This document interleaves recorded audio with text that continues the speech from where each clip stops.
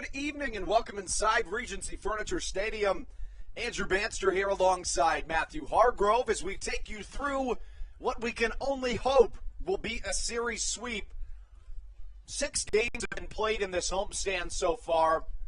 Southern Maryland is 5-0 in games that are not series finales.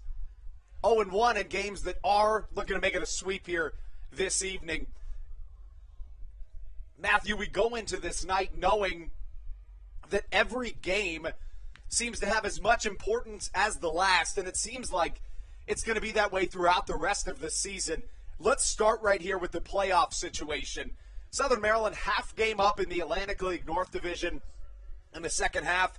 To make the playoffs, they can do it a ton of ways, but the easiest way is to win the North Division in the second half, of which they're in line to do by a small margin right now.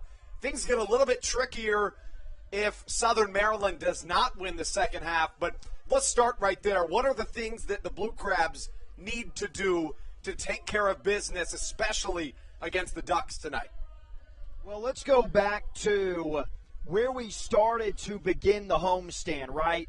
They're 2-5 on the most previous road trip, and we've said it multiple times on the broadcast that this Blue Crabs team, in the 10 games played here at Regency Furniture Stadium, to give themselves a really good chance at having a comfortable lead in that first place spot, they're going to have to go around 6-4 and 7-3. Well, how about this, Andrew? They are 5-1 right now and looking to get their 4th sweep of the season against arguably the best team in the Atlantic League and the Long Island Ducks. So Southern Maryland has put themselves in a really good spot to win the division because of how so well they have played on this homestand so far. Now, there's still a lot of games to be played. You cannot overlook this game tonight because there's a reason why this Ducks team doesn't get swept a lot is because, like I said, arguably the best team in the Atlantic League. So Kevin Mahoney, the starter for the Blue Crabs, he has got to be just as good as he was in his last outing against the York Revolution. But they have a really good chance at possibly, I may be getting a little ahead of myself. Maybe it's just a little bit of a Blue Crabs fan in me, but they have a really legit shot at finishing this homestand going 8-2, maybe even 9-1 if they indeed can pull off the sweep against the Ducks. And I also think that it's only going to come down to the Blue Crabs and the Ducks because the York Revolution, they've kind of cooled off, and the Lancaster Barnstormers, they're 6 games back of the Blue Crabs right now. They've lost 11 straight. Just that kind of losing streak, especially in the month of September, does a toll on a ball club. Yeah, and it's also almost impossible to come back from, right? You know, the momentum that you lose in that situation, which kind of shines the light on why it's so impressive that the Blue Crabs have turned around their season in the way they did. You mentioned Colton Mahoney. He was really good his last time out. The right-handed pitcher his last time out got the win. He and Josh Rader swept a doubleheader against the York Revolution. But, you know, we talk about it, and now let's get into the wild card picture, right? So if the season ended today, the Blue Crabs wouldn't need to worry about that. They'd be in first place. But basically, the Blue Crabs need to root for the High Point Rockers to win. Because if the Rockers win the second half in the South Division, then the wild card spot that would open up, assuming the Long Island Ducks win the North Division, would go to the Blue Crabs. Really, things get really tricky. Basically, you can stop all of this confusion by just winning as many games as you possibly can. And, you know, I think Southern Maryland puts out a really good lineup tonight to do just that. They do, and we're going to talk about it during the broadcast tonight, but the Southern Maryland Blue Crabs, they picked up a new piece to the puzzle. He is going to be batting 6th because Javon Rosa is getting the night off tonight, and I think it was an outstanding decision by Stan Clyburn to get Javon Rosa the night off because, well, first of all, Javon Rosa has been solid, and he has been maybe the best player in the month of September. We read his numbers a couple of nights, I believe, going into a game a couple of nights ago, he was batting .324 with around 3 home runs and up there in the RBI numbers for leading in that category for the Southern Maryland Blue Crabs since he put on a Blue Crabs jersey on August 29th, his first game. But the new guy for the Southern Maryland Blue Crabs today is Tucker Nathans, 32 years old, 7th year playing independent baseball. And get this, he has already had a stint with the Southern Maryland Blue Crabs back in 2017. Only played 33 games, but this kind of has to feel like a little bit of a homecoming, especially because of the playoff implications.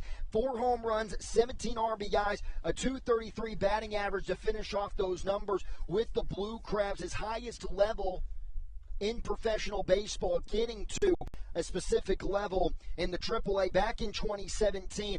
All around, when you take a look, any level of baseball for this dude, he's a .279 hitter. So once again, the Blue Crabs, and it's going to help a lot more because they lost Pisano. And we all know what Pisano could do with the bat. Jordan Howard's kind of cooled off. I still think we're going to see some big hits from him as we get into the second half of September. But this guy, Nathans, he brings more firepower to this lineup. It doesn't need a lot more firepower, but the bench is one little worry you have as a Blue Crabs fan when you take a look at this offense, and a .279 batting average is not going to hurt things. He was in the Frontier League to begin this year with the New York Boulders, 82 games, 11 home runs. The pop, too. I just said the average. This guy's got a lot of pop as well. Underrated pop. 11 home runs, 43 RBIs, 13 stole bases. You can throw out the speed and the .260 average. So there's a lot to like about Tucker Nathans, and I think Blue Crabs fans tonight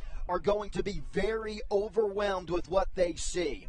And you know, what a luxury that is, Matt. You know, you mentioned the fact that really it's just the bench that needs some tuning up, and I would completely agree on that front. But, you know, outside of that, I mean, to add firepower to a lineup that's already so strong 1 through 9, it's rare in all of professional baseball to find any starting lineup that you can't really pinpoint a hole in. And I think it's fair to say Southern Maryland fits that mold.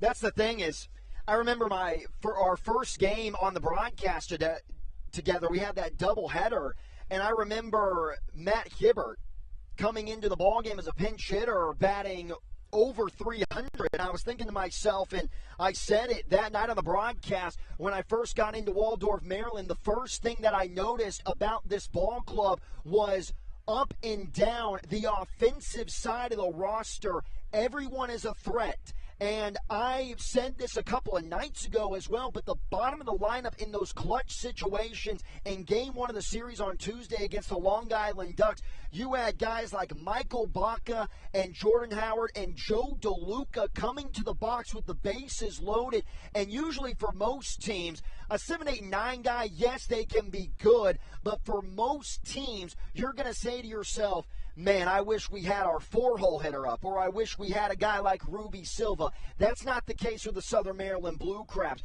As well as Joe DeLuca has been in the clutch, especially on this homestand, you can make the argument that you would rather have Joe DeLuca than anybody else in that lefty box going down the lineup for Southern Maryland. And I mean, I've been saying this for the past 2 weeks.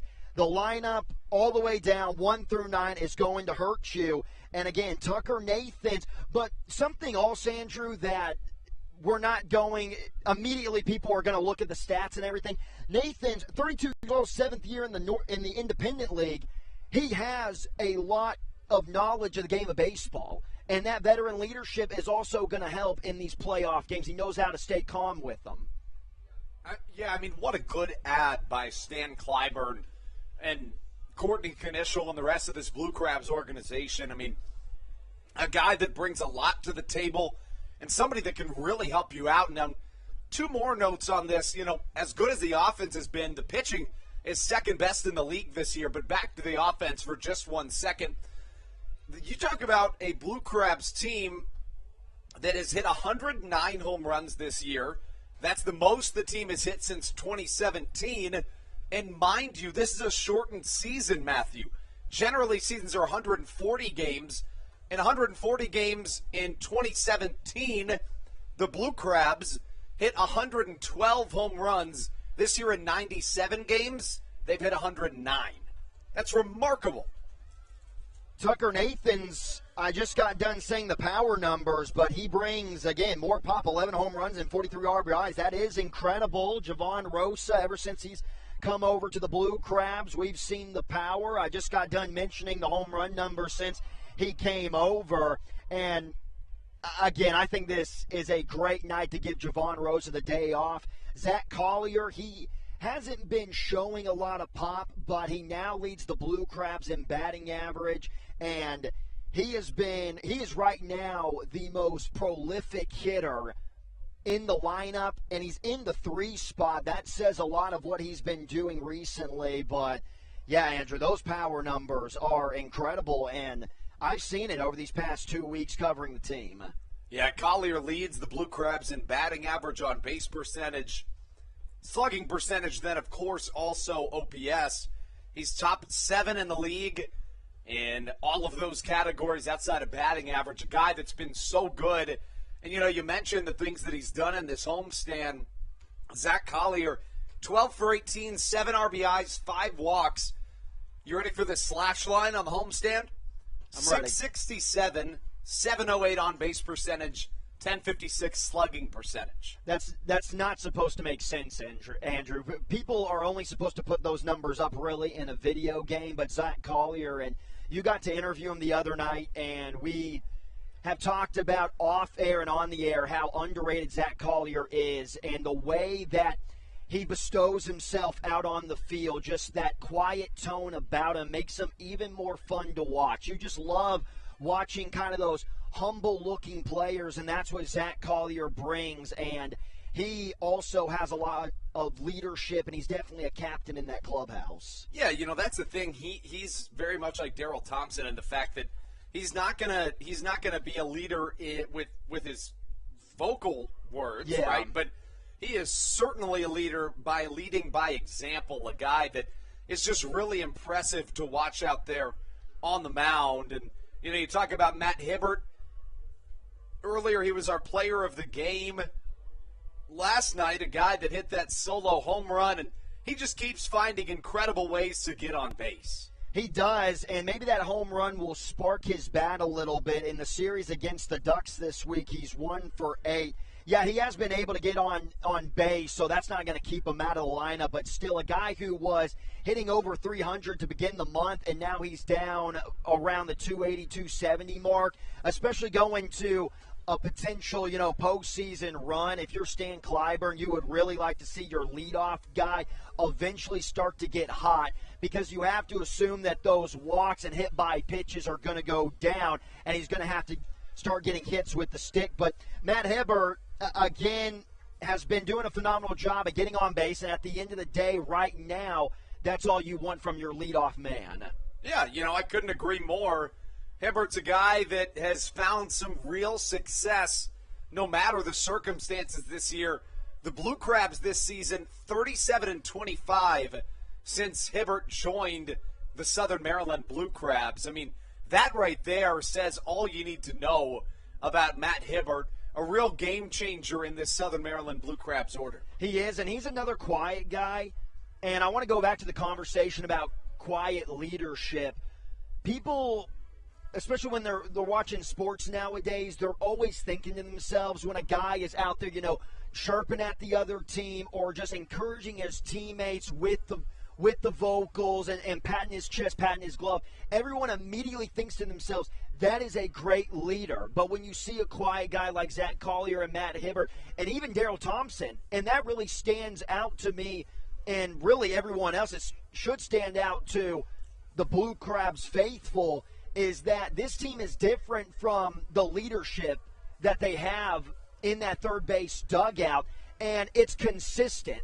I feel like a lot of other guys on this team isn't really raw, but you got some guys in the bullpen, and you're going to get guys like that. But I think for the most part, it's consistent, and everybody is eye to eye on how they want to approach the game. And, I think especially at this level, I think it can turn some guys off to have somebody rah-rah in their face. And, these guys are professionals, and you see a lot of guys everywhere that still do the rah-rah, right? And I think it's huge for this team that, they treat each other like professionals, and I think that's one of the reasons that they play so well. That is one thing that I want to say is I'm not saying that teams shouldn't have the rah-rah guy, because I think every ball club have, because they get to guys in a different level than the quiet guys do. But I think you need a mixture of both. You can't just have a full team of rah-rah guys, because then, usually those up-tempo guys, they're going to get in your face. And if you have all those guys on your team, then that's when I think the team chemistry starts to get off, because both those guys have that same demeanor, and they're just not going to agree sometimes on the argument. But, yeah, I'm not saying that you shouldn't have an upbeat guy in the dugout. I'm saying you should definitely have a mixture of the two. And I think it's funny now that you say it, but I think that combination comes from two different spots from this Blue Crabs roster. Everyone in the third base dugout, the bats, they're kind of quieter, and that bullpen is definitely a lot more upbeat, wouldn't you say? Yeah, I would completely agree. It's an interesting phenomenon that this team brings, but, sometimes that bullpen kind of has to have some mojo, right? That's kind of the mark of certainly a closer, but really any reliever in general. In just a moment, we're going to turn things over to that interview with myself and Matt Hibert from last night. But, a couple more notes before we turn things over to that and then the national anthem. This is a team in Southern Maryland that's in first place in the Atlantic League North Division here in the second half, leading the Long Island Ducks. Winning ball games will stop all the confusion about the playoff picture as Colton Mahoney and the Blue Crabs take the mound. We're going to turn things over to that aforementioned interview, and then we'll get to Blue Crabs baseball on the Hometown Real Estate Broadcast Network.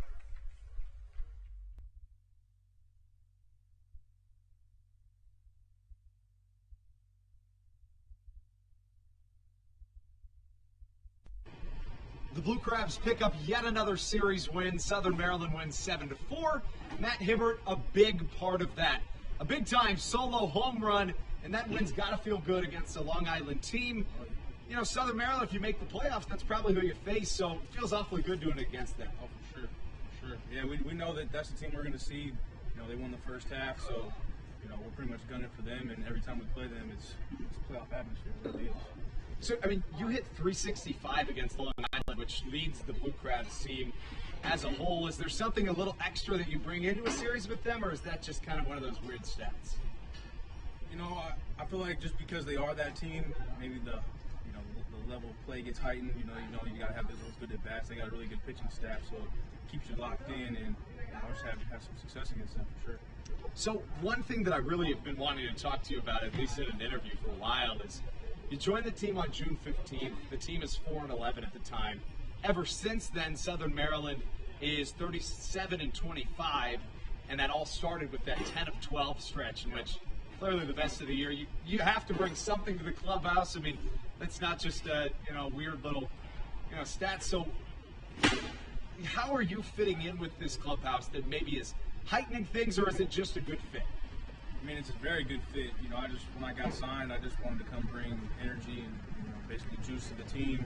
And he put me in the starting lineup at the top of the lineup, so I knew my job was to get on base by any means, and was doing that early on, and we made that run. It felt good. It felt good to be a contributor to that, and I didn't really know anything about how we were in the beginning of the season, but I just know once I got here, I was holding some dubs.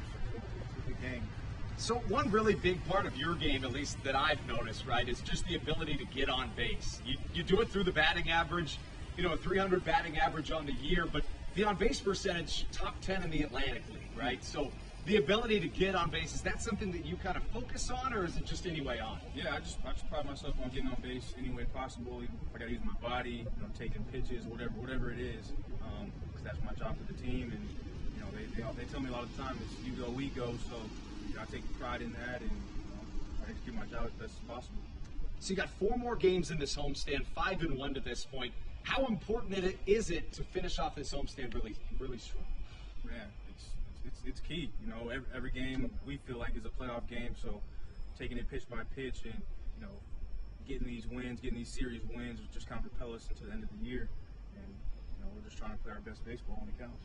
It's exactly what the Blue Crabs have been doing. They take sole possession of first place this evening with a win over the Long Island Ducks. A major part of that because of Matt Hibert here on a Wednesday night. Appreciate your time. Appreciate you. Thanks for having me.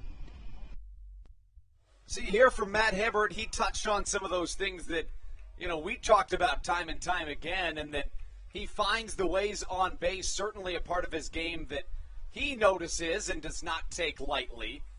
As we take you back into this ball game here on the Hometown Real Estate Broadcast Network, Colton Mahoney on the mound, and we give you the starting lineups right here from the Bayonet Press Box. Leading off for the Long Island Ducks, the shortstop, Vladimir Frias. Batting second, the second baseman, Steve Lombardozzi, to be followed by the center fielder, L.J. Mazzilli. 4-5-6 for the Ducks, the first baseman, Davidson Romero, the designated hitter, Chris Shaw, and the catcher, Hector Sanchez. 7-8-9, the left fielder, Ramon Flores, the third baseman, Jesse Berardi, and batting ninth, the right fielder, Johnny Turbo. On the mound for the Ducks, number 5, Joe Iorio. Colton Mahoney on the mound for the Blue Crabs, and his offense follows himself with an order that reads as follows. Batting first, the left fielder, Matt Hibert. Batting second, the second baseman, Ruby Silva. Batting third, Zach Collier. In the cleanup spot, David Harris. Josh McAdams bats fifth with Joe DeLuca to follow. Tucker Nathans, Jordan Howard, and Michael Baca round out the lineup. Mahoney gets things started. Line drive to the left side. Jordan Howard jumps out of the gym and snags it out of thin air, and that's how you're looking to start a ball game. That is a phenomenal start to the ball game, and one big reason why the Blue Crabs are going for the sweep this evening is because they have done so well on Vladimir Frias. Has not recorded a hit. He's now 0 for 10 in the series. This is a 300 hitter. That brings up Steve Lombardozzi. First pitch in there for a called strike, and Mahoney is looking good early.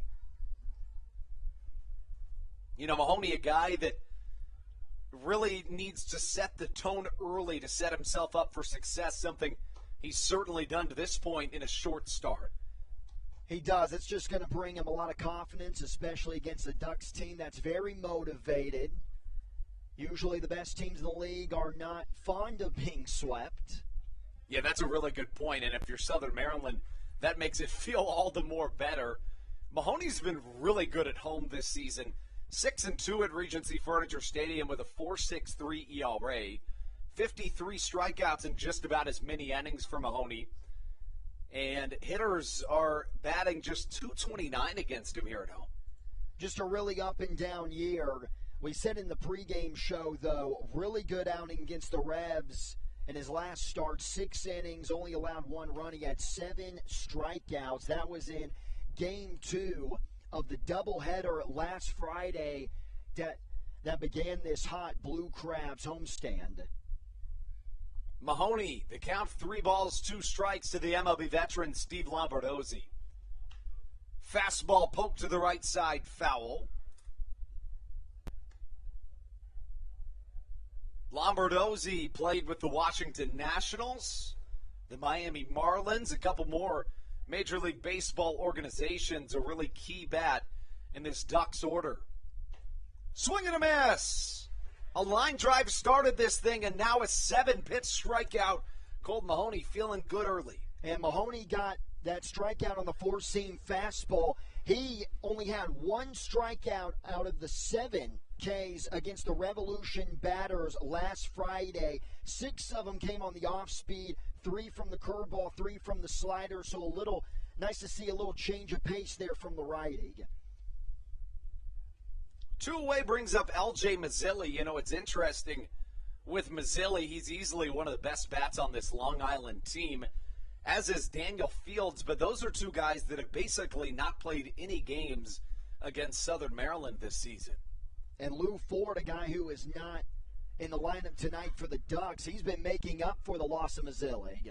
Line drive to right center. This will be extra bases. Zach Collier picks it up from the warning track, fires in, and keeps Mazzilli at second. A 2-out double puts the Ducks in business here in their half of the first. Mahoney just tried to place a fastball right down the middle just to get me over fastball. And to guys like Mazzilli, who's coming into this one with a 330 batting average, you just can't throw those get-me-over fastballs to those kind of hitters. So that brings up Davinson Romero suddenly with the runner in scoring position. Romero hits well against the Blue Crabs this year, over 300, but was 0 for 4 last night, 1 for 6 in the series. Romero at the plate, Chris Shaw on deck, Hector Sanchez in the hole. Sanchez had a 15-game hit streak broken last night. Southern Maryland won game 1 of this series in a comeback fashion. Got on top early last night and never looked back. Some really good pitching to this point of the series. Darrell Thompson was fantastic in game 1. Josh Rader was great last night. Mahoney looks like he's got out number 3 here in the first. Pop up to the right side, caught by Josh McAdams. And after 2 quick outs and a 2-out double, Colt Mahoney works out of any incoming danger. We're through the top of the first here in Southern Maryland. When we come back, it's Matt Hibert, Ruby Silva, and Zach Collier on the Hometown Real Estate Broadcast Network. This is Patrick Baker, and you're listening to the Hometown Real Estate Broadcast Network. Hey Blue Crabs fans, make sure to visit the All-American Steakhouse and Sports Theater at 35 St. Patrick's Drive, right here in Waldorf, for some great food with great friends. Their steaks are fresh, hand-cut, in-house daily, as well as many other fresh seafood, chicken, and beef options. They offer outdoor and indoor dining, available each and every day, along with the same great menu to go if you would like. Please visit them online at www.theallamericansteakhouse.com. That's www.theallamericansteakhouse.com. You can also visit them on Facebook or Instagram. They have daily specials that you just can't pass up. Thank you, Blue Crabs fans. When you need a win on the road, don't get left stranded. Make AAA part of your roster, and you'll always have someone on deck ready to get you home. AAA also offers car care, insurance, and travel services, and has stores conveniently located for Blue Crabs fans in Brandywine, Crofton, and Alexandria. Don't forget to ask them about membership discounts for military and first responders. Please visit AAA.com to learn more or to find a AAA location near you.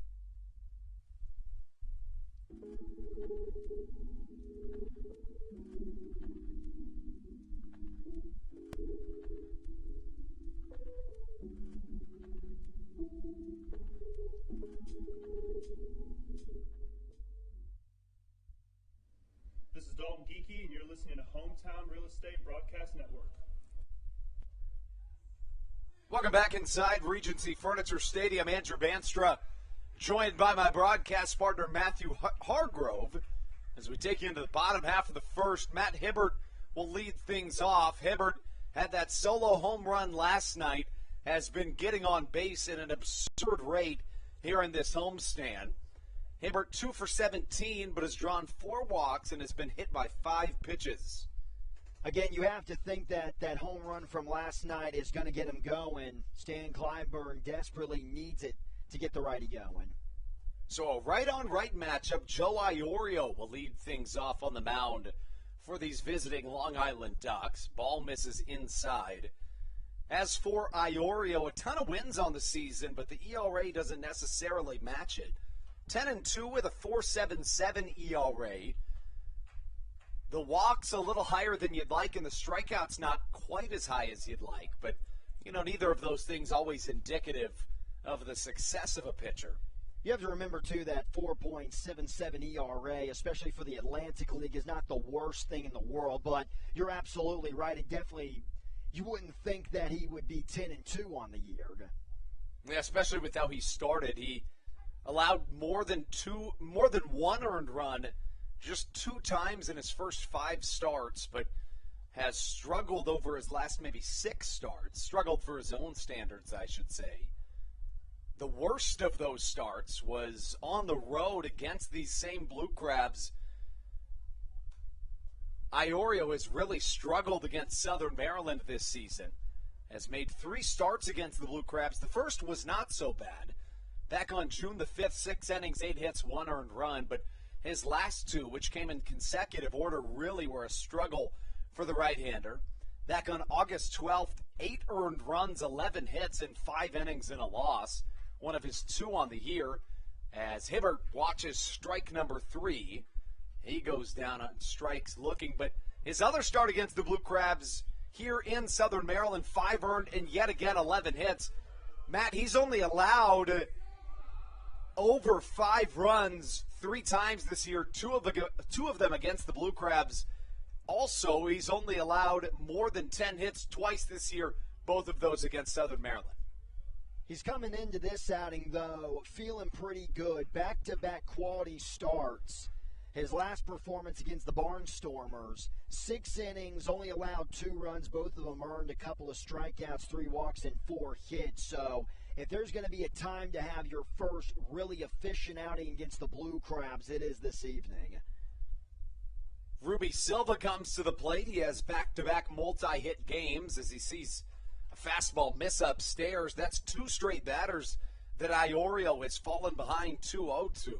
And I feel like the Blue Crabs, the guys that they face, especially on this homestand, have been dominantly reliant on the off-speed stuff. That's not the case for Iorio. Throws that fastball 65% of the time.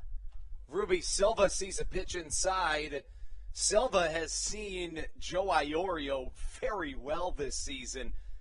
The numbers for the year, 4 for 6 against Iorio, 2 home runs and a walk for Ruby Silva in 7 plate appearances. That's not what you want to see coming up to the plate here early if you're Iorio, and a 3-0 count on the way from the right-hander.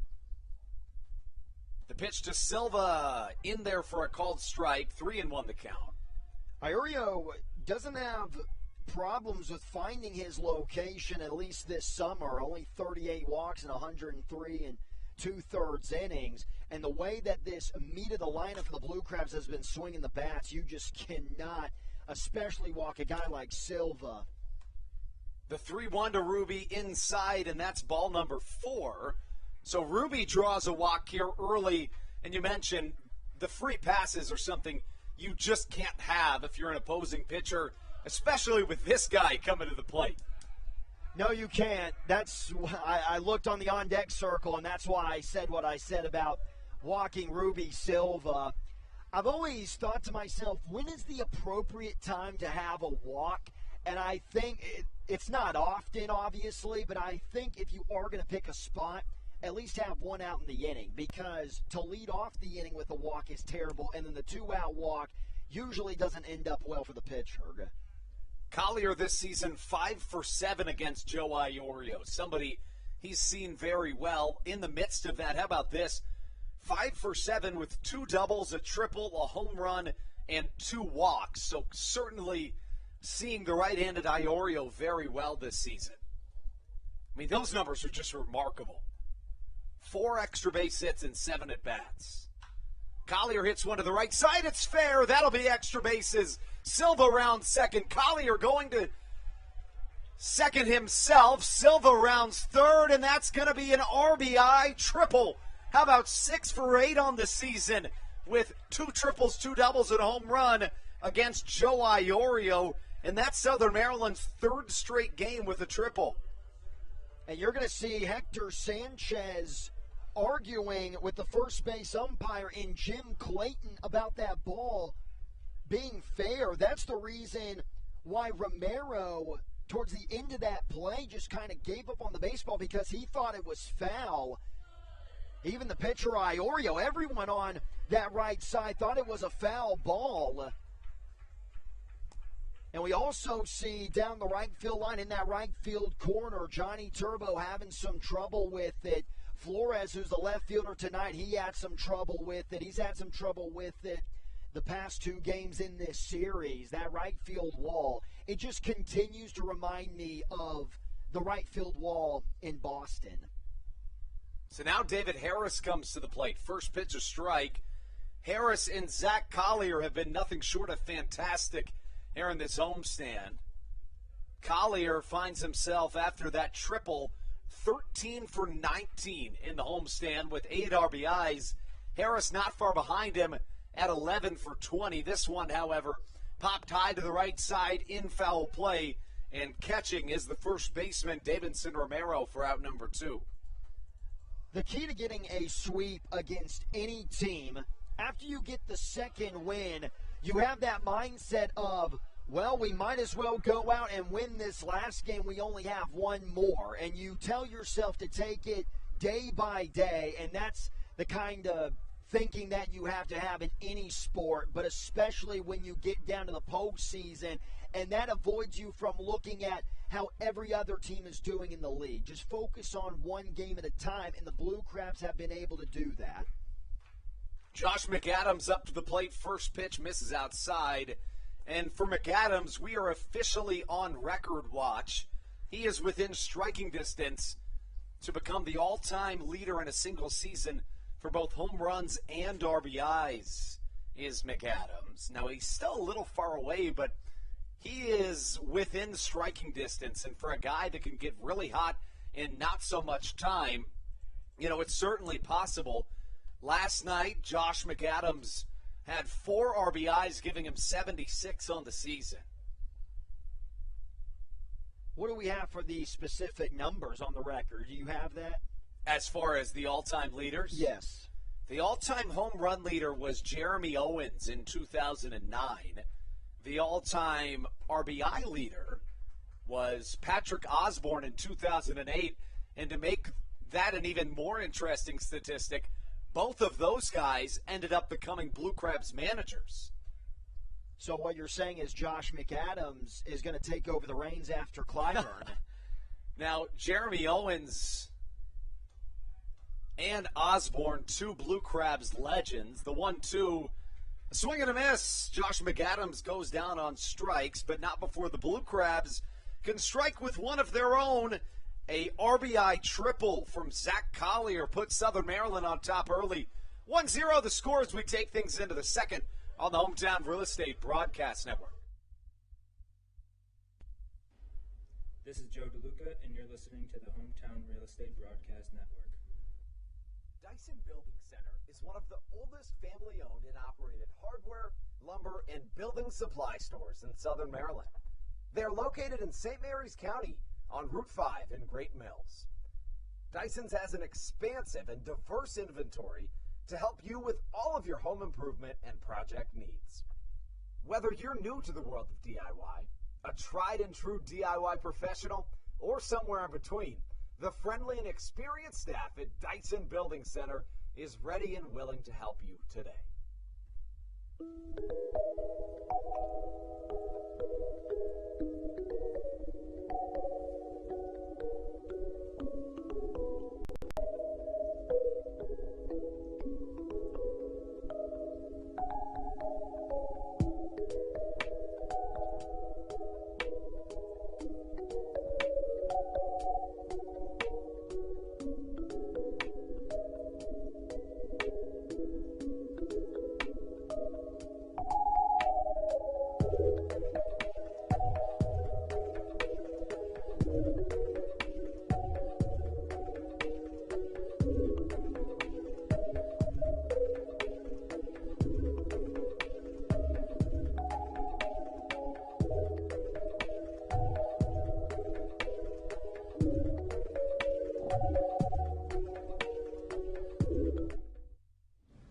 This is Blake Vivens, and you're listening to the Hometown Real Estate Broadcast Network.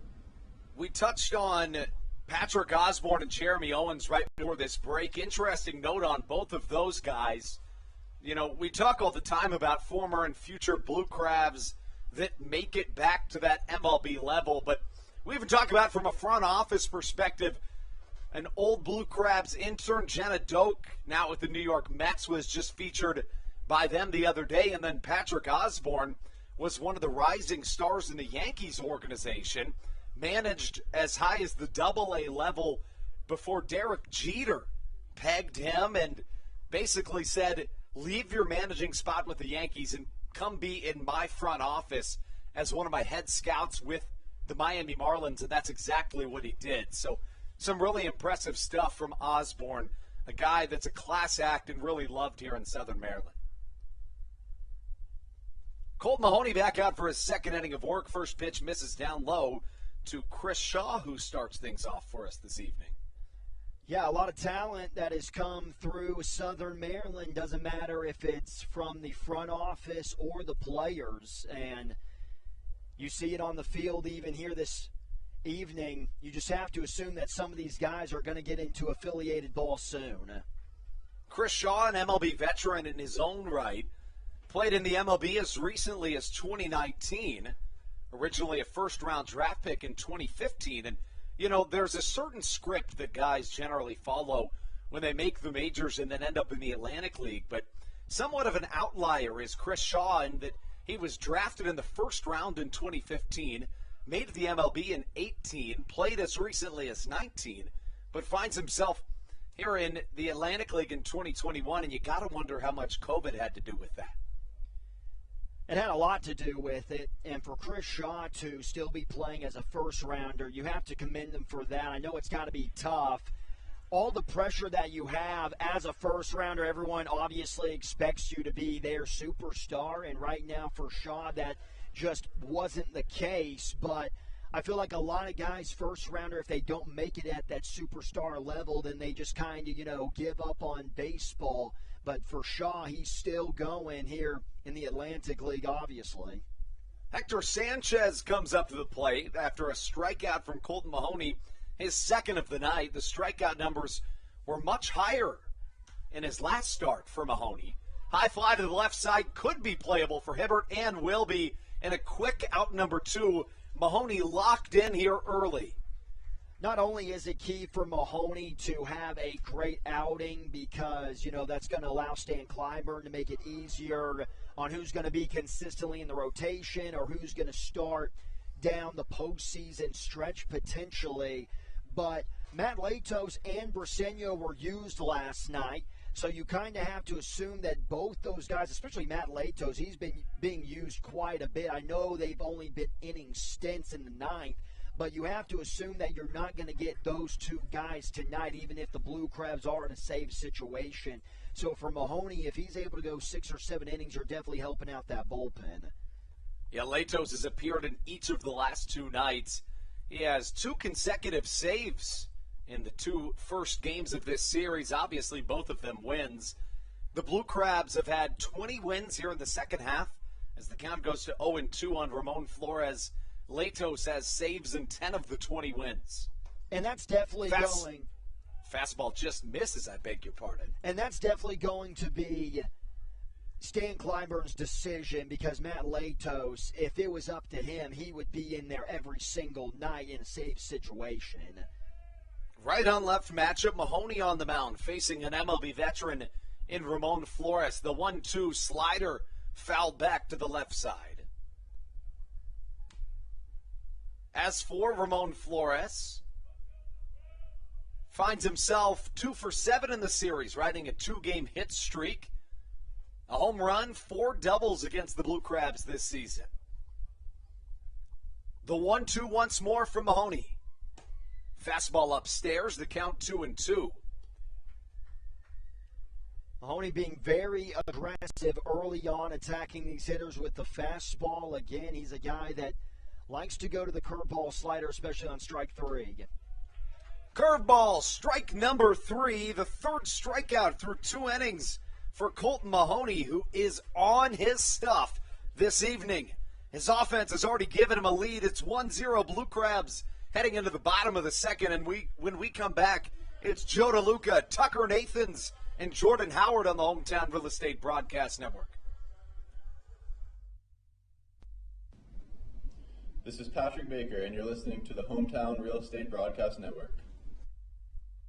Hey, Blue Crabs fans, make sure to visit the All-American Steakhouse and Sports Theater at 35 St. Patrick's Drive, right here in Waldorf, for some great food with great friends. Their steaks are fresh, hand-cut, in-house daily, as well as many other fresh seafood, chicken, and beef options. They offer outdoor and indoor dining available each and every day, along with the same great menu to go if you would like. Please visit them online at www.theallamericansteakhouse.com. That's www.theallamericansteakhouse.com. You can also visit them on Facebook or Instagram. They have daily specials that you just can't pass up. Thank you, Blue Crabs fans. When you need a win on the road, don't get left. This is Dalton Geeky, and you're listening to Hometown Real Estate Broadcast Network.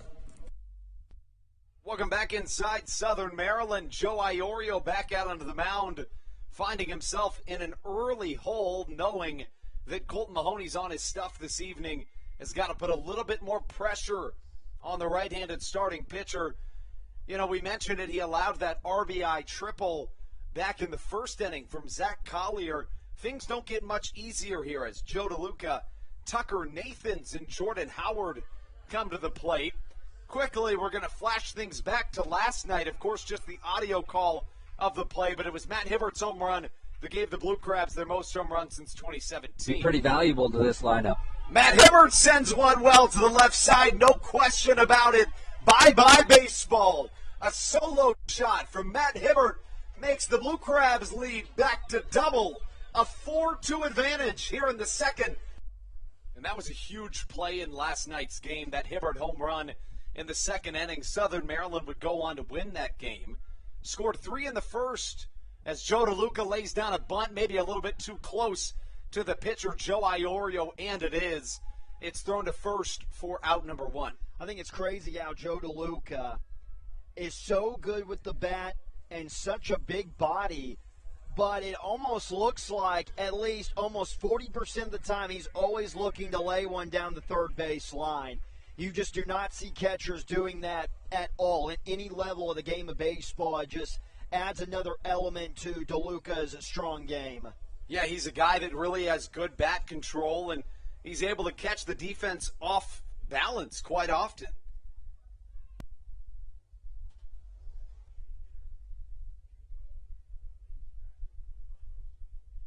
That brings up Tucker Nathans and his first appearance as a Blue Crab since his stint in Southern Maryland in 2017. Nathans traded from the New York Boulders to the Southern Maryland team, actually just earlier today, and all of a sudden making his first start as a Blue Crab as he fouls one down the first baseline. Yeah, we got to see him into the offices, and I touched on him in the pregame show. Getting a good bat with Nathans. I think that Blue Crabs fans are going to be very happy with this recent pickup. Nathans started his career in the independent scene before making it all the way to the AAA level in 2017 with the Baltimore Orioles. After being released by the Orioles, he joined the Blue Crabs in 33 games in Southern Maryland. He hit .233 in 2017. Of course, a shortened season in 2020 in the All-American Baseball Classic.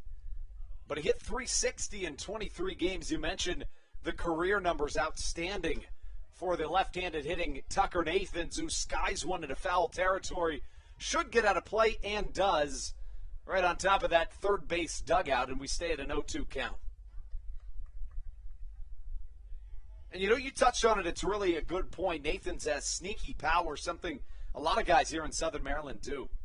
The 11 home runs and 43 RBI so far this season with the Boulders. That is phenomenal power numbers compared to what we've seen on the Blue Crabs. It kind of fits right in.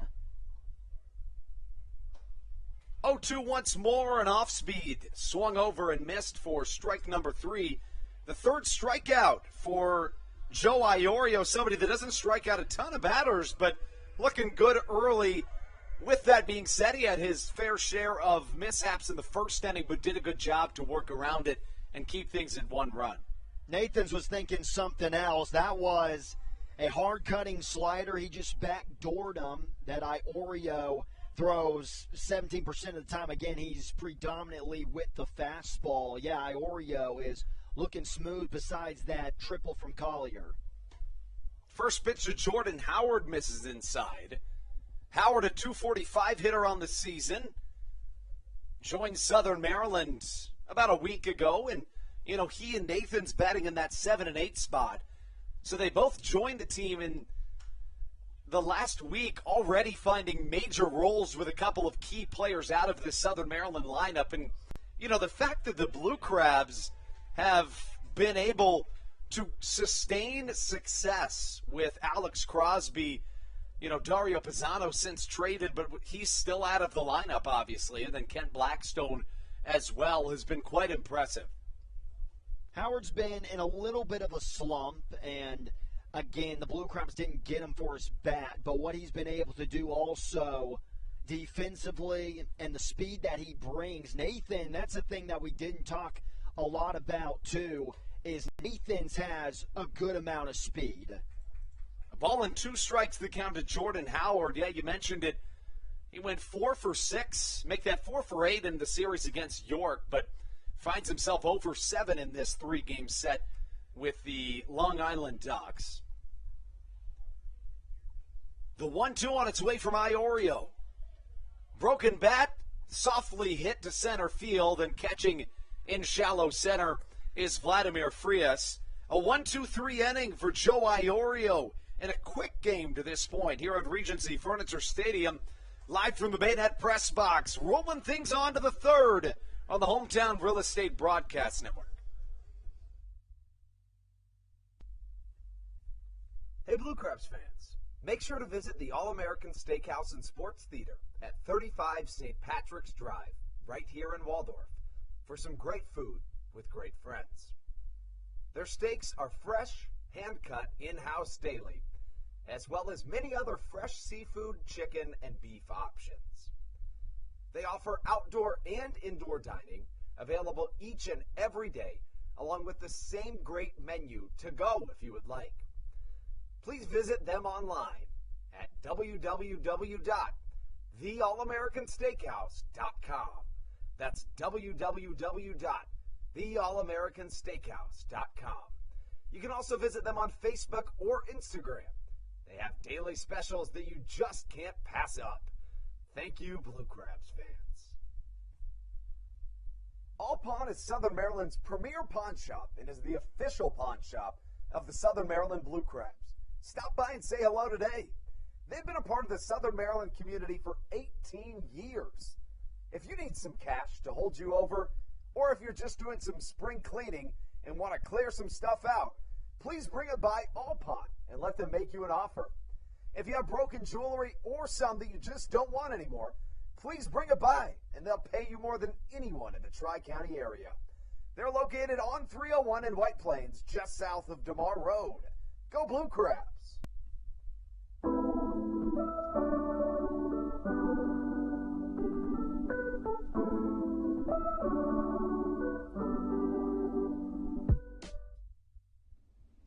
This is Patrick Baker, and you're listening to the Hometown Real Estate Broadcast Network. To the top of the third we go, and of course we can't thank you enough for joining us here this evening on the Hometown Real Estate Broadcast Network. You know, there's always so many options of sports and entertainment to consume. And even here in the state of Maryland this evening, about 45 minutes up the road, the Washington football team is hosting Thursday Night Football with the New York Football Giants in town. So, as always, we appreciate you tuning in as the Blue Crabs roll on, trying to sweep the Long Island Ducks and extend their first-place lead that they reclaimed last night here in the Atlantic League North Division. First pitch to Jesse Berardi, hit to the foul side over near third base. Almost flipping over that third base dugout railing is Jordan Howard, and what a hustle play there for the third baseman. Man, I think if he got some help from his teammates in the third base dugout by holding him a little bit, then Howard would have had a little bit more room to try to reach over, or I guess a little bit more help to reach over. And by me saying that, I don't mean him, the teammates literally helping him and picking him up and allowing him to reach over and make the play. The count 0-1 here to Berardi. Fastball inside. The best velocity to this point in the evening, 91 miles an hour for Colton Mahoney. The Blue Crabs right now given a 61% chance to win this game per Baseball Savant.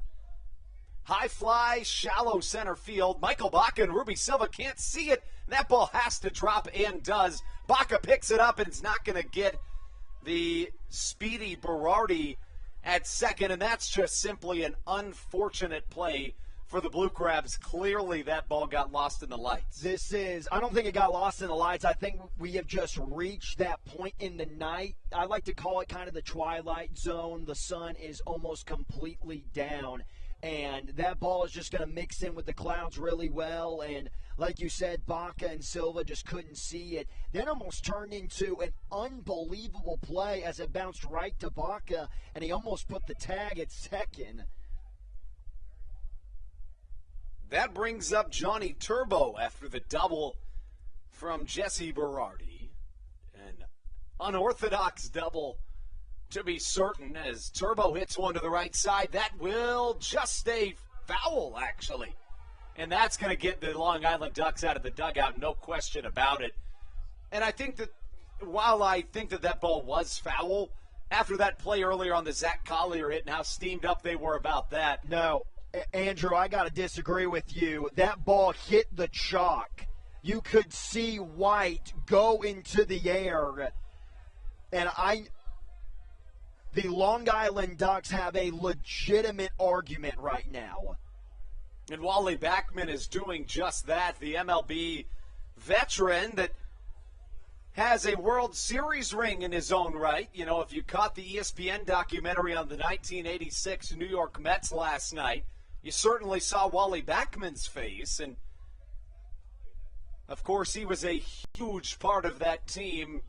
That was one of his better seasons as a pro. Backman, certainly one of the biggest names in the Atlantic League, even though it comes at the managerial level. Bagman's got to be really careful. And if Johnny Turbo ends up striking out here, I think you could see an ejection from somewhere. Backman was originally a first-round draft pick, 16th overall, by the New York Mets in 1977. In that 86 season, Backman hit .320 as a line drive goes to the right side as Johnny Turbo is retired for out number one. The argument can be made that, you know, I don't think this is the reason the home plate umpire called it the way he did, but the argument could be made that it was maybe a little bit of karma shining their light on the Blue Crabs after that unfortunate mishap that allowed Berardi to get into second. But I think that's just optimistic thinking from my vantage point. Berardi, while it was an unorthodox play, certainly deserved to get to second as Vladimir Frias comes to the plate. It almost feels even now, you could say.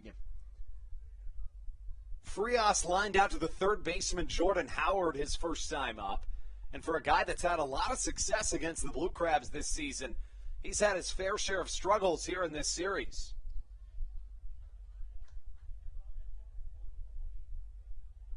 Frias 0 for 9 in the series. 4 doubles, a triple, and 3 home runs against Southern Maryland this season, though. Is hitless in his last 3 games dating back to that series in Lancaster, who comes into Southern Maryland tomorrow. No balls and a strike the count. 1 out, 1 on, and Frias gets hit on his elbow guard, and that'll put runners on first and second. Elbow guard went flying off as well. Yeah, no need to sell that one. Usually, if you've been watching the broadcast the past 2 weeks, our angles for determining whether or not a hitter has been hit by the pitch or not, they haven't been that great, but with the elbow guard flying off, that again, that's pretty obvious. So that brings up the 2-man in the lineup. Steve Lombardozzi struck out swinging his first time up, one of 3 strikeout victims in Mahoney's first time through the lineup. Third inning of action in the top half of it. First pitch and off-speed outside, and the count 1-0. This is the first time that Mahoney here in the third inning has been tested. It was pretty simple going in the first 2 innings. Going to be interesting to see how he gets out of this jam, especially facing the top of the lineup. Fastball way outside to Steve Lombardozzi. And that's the last way that you want to potentially get out of this jam, by throwing 2 straight balls. Now you're forced to find the strike zone, which probably is going to come from the sinker and the 4-seam fastball. Maybe Mahoney will surprise him with a little 2-0 curveball, get Lombardozzi swinging and missing. 2 balls, no strikes. Mahoney steps off. Faces Lombardozzi, who here through the first 2 games of the series is 2 for 7. Riding a 7-game on-base streak is the MLB veteran. Off-speed pitch just a touch inside, and Mahoney finding a little bit of a struggle here in this half of the 3rd inning. 3-0 the count. Hey, I tell you what, though, I love that decision. You just can't be too predictable and go with a 2-0 fastball. 3-0 pitch, low and away, and 4 straight balls to Steve Lombardozzi. Loads the bases for the Long Island Ducks here in their half of the 3rd. 1 away with the 3-hole hitter, Steve Lombardozzi. I beg your pardon, L.J. Mazzilli coming to the plate. Scary hours right now for Mr. Mahoney. But going back to that 2-0 decision to go with the slider, that really separates the elite pitchers from the good pitchers. The ability to keep the hitter guessing when the hitters are ahead in the count, like 2-0 and 3-1, and fitting those off-speed pitches in there and not just getting that get-me-over fastball. Fastball fouled to the right side. L.J. Mazzilli at the plate. We mentioned it, one of the better bats on this Long Island Ducks team, but hasn't played all that many games, at least here in Waldorf. 13 for 43 against the Blue Crabs this year. Doubled his first time up. It was a really well-struck baseball. Line drive to the right side. David Harris is under it, and it's going to be a play at the plate. Good speed coming all the way is Jesse Berardi, and a sacrifice fly draws this thing even as Mazzilli brings a run home. Good baseball right there by the Ducks. And if you're Steve Lombardozzi, you missed a great opportunity to get both runners in scoring position. Nobody was covering the second base back. Nobody was close to it. And then I believe it was Josh McAdams who at the last second saw that nobody was covering the bag and had to sprint over there. But if Lombardozzi would have got a good read, the Ducks would have had runners on second and third right now. Mahoney checked over to third, but in order for that to count, he was trying to see if the runner went early, but there was no call from the umpire. The reason being because he never has engaged on the rubber and then stepped off. You have to do that before checking over to third, so no call yet. We'll see if he indeed tries to check one more time. I mean, you may as well. Not necessarily looking like he's going to do that. Mahoney, the right-hander, back out of the mound. Runners on the corners. Fastball just missing a little bit down low to Davidson Romero, who works ahead in this count to start things off. That's usually how it goes when the pitcher gets on the bump, steps off, and throws over to third. And, yeah, I'm surprised that they didn't try just to see if they would get a different call by doing that. Well, the reason that you have to do it is because the ball is still live until you engage back onto the rubber. So that's why the umpire didn't even say safer out, because he can't, because that original play is still live. And on a tag situation, a new play has to start before you can appeal to third. Yeah. 1-0 the count. Mahoney way outside in the count 2-0. The runner at second in Steve Lombardozzi has really good speed and has stolen 8 bases against the Blue Crabs alone this season.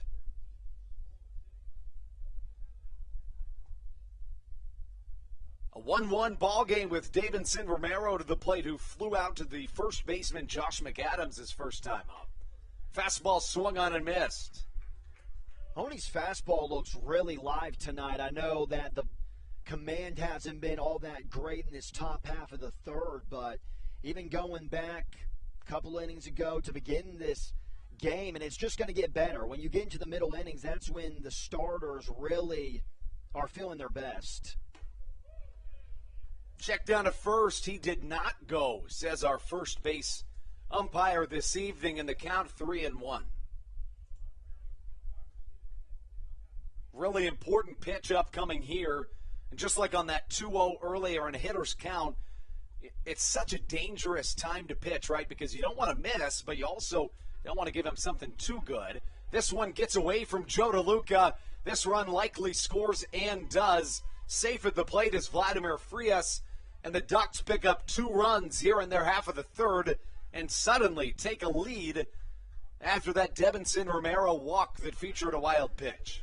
Hardest pitch to block up for a catcher is going to be the four-seam fastball. It's just coming in too hard, especially at the professional level, and the catchers are not ready for it to be in the dirt. They're expecting it to be, right at the knees or right at the belt. And Joe DeLuca, who already had a really nice backhand on a fastball thrown in the dirt by Mahoney, it's hard to get 2 in a row, and that's the situation that we saw right there. Fastball misses inside to start off Chris Shaw here in the third. 1-0 the count. Shaw struck out his first time up. In the first inning, Mahoney allowed a 2-out double, but only faced 4 batters. Went 1-2-3 in the second, but now facing the 7th batter of his third inning of work. Fastball on the outer edge. 1-1 the count. Coming into this game, Colton Mahoney, the numbers on the season, 7-4 with a 6.48 ERA. But here at home, 6-2 with a 4.63 ERA. 6 of his 7 wins right here at Regency Furniture Stadium. Kind of like the rest of the Blue Crabs team, or this Blue Crabs team in general, just better at home. When you take a look at the numbers or the splits compared to the road games. Yeah, Southern Maryland 6-10 on the road in the second half and 14-7 here at home in the second half. That is night and day. 14-7 is a great home record. You're winning 2 out of every 3 games at that point. You're winning every series. And that's what they've done on this homestand so far. Even if they lost tonight to the Ducks, they've already won the series.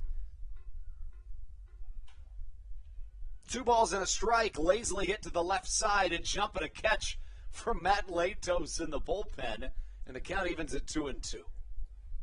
Matt Latos probably gets this asked a lot because he is 6'6", but do you have any idea if he played any other sports besides baseball growing up? Yeah, I don't know. I do know that he was always really good at baseball. I mean, he was throwing in the high 90s in high school as a senior. So I would have to imagine most of his focus was on baseball. But again, with that much athleticism, you have to wonder. You would think that he was, a pretty good center power forward in high school. Yeah, I think that's a fair assumption.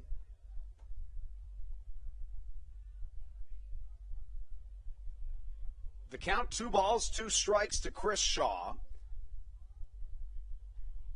Shaw led off the second inning with a strikeout. The 2-2 once more, an off-speed inside, and the count 3 balls and 2 strikes. And now this is another very important pitch for Mahoney because both runners are going to be moving. So a ball in the outfield grass, a single's easily going to score 1. A ball in the gap will definitely score 2. The payoff pitch fouled to the left side, and the runners will have to retreat here at Regency Furniture Stadium. Pitch count 2 getting up there. Going into this inning, Mahoney had 24 pitches, and going into the third inning, that is really good. That is not the case now, talking about the pitch count. The count remains full at 3 balls and 2 strikes to Chris Shaw. Runners at first and second. Runners go on the pitch again, and they'll have to retreat once more as Debinson Romero stands at first, Steve Lombardozzi at second. A sacrifice fly with 1 away and the bases loaded brought home the first Ducks run of this game, and then when Debinson Romero walked, the pitch got away on a wild pitch from Colton Mahoney, giving the Ducks their second run, putting them in the lead in this ballgame here early. Mahoney's going to have to give Shaw something different. A lot of fastballs being fouled off right now by the lefty. Slider or curveball, got to throw it here if he's going to get a strikeout. See what he comes with on the payoff pitch once more. It is an off-speed, but it's fouled to the right side. Shaw seeing the ball well right now. And that off-speed pitch, again, I think it was a great decision, but the spot, it was right down the middle. Shaw just a little out in front. And all these foul balls, it's always in the favor of the hitter, because just seeing that many pitches, you're going to eventually be able to time up the pitcher really well. Full count once more, way outside. Gets past Joe DeLuca, right back to his glove off the Roy Rogers backstop padding. And for Colton Mahoney, who through his first time through this order allowed just 2 on, both of those on hits. Since he began facing this order in their second time around, he has not recorded an official out in terms of the offensive line score. The only out recorded was on a sacrifice fly. He's walked 3 and hit a batter since starting his second time through the lineup. Hector Sanchez to the plate. He had a 15-game hit streak snapped last night. Line drive to right center. That'll bring home a couple Ducks runs. Zach Collier fields in right center field, and a couple more come home to score as the Ducks pounce here in their half of the third, bringing home now 4 runs in the frame. You just can't walk 3 guys in an inning. Had back-to-back walks, talking about the Romero and Shaw AB. And not only can you have 3 walks in the inning, but he's allowed 4 hitters to get on base the free way. He ended up hitting Vladimir Frias a couple of batters ago, that leadoff hitter for the Ducks. Runner goes on the pitch. Sanchez trying to swipe second, but Flores fouls it to the left side. Ramon Flores, the 9th Ducks batter of this inning. He struck out swinging to end the Ducks' second inning of offense.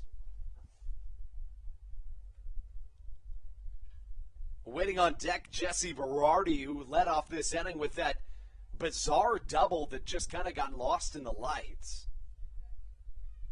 0-1 hit well to left center field. Back goes Zach Collier. This is going to be a tough play to make, and it gets out of here.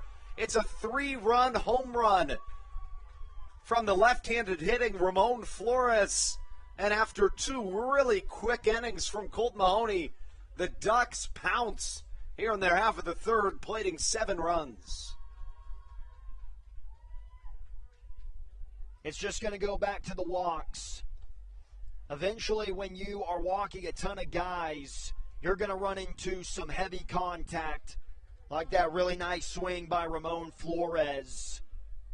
A 7-run inning after it was looking like it was going to be a pretty good back-and-forth pitching matchup, especially after those really quick first 2 innings by Mahoney. You know, it seems like every time I say it's a quick game, things get crazy. And every time I say it, I think to myself, well, not in this one. This one seems pretty clear-cut, but I said it at the end of the second.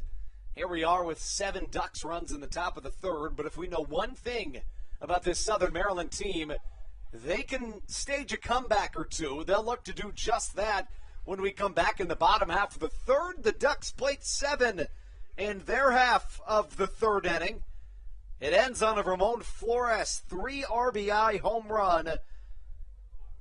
The score 7-1, bringing things into the bottom half of the third on the Hometown Real Estate Broadcast Network.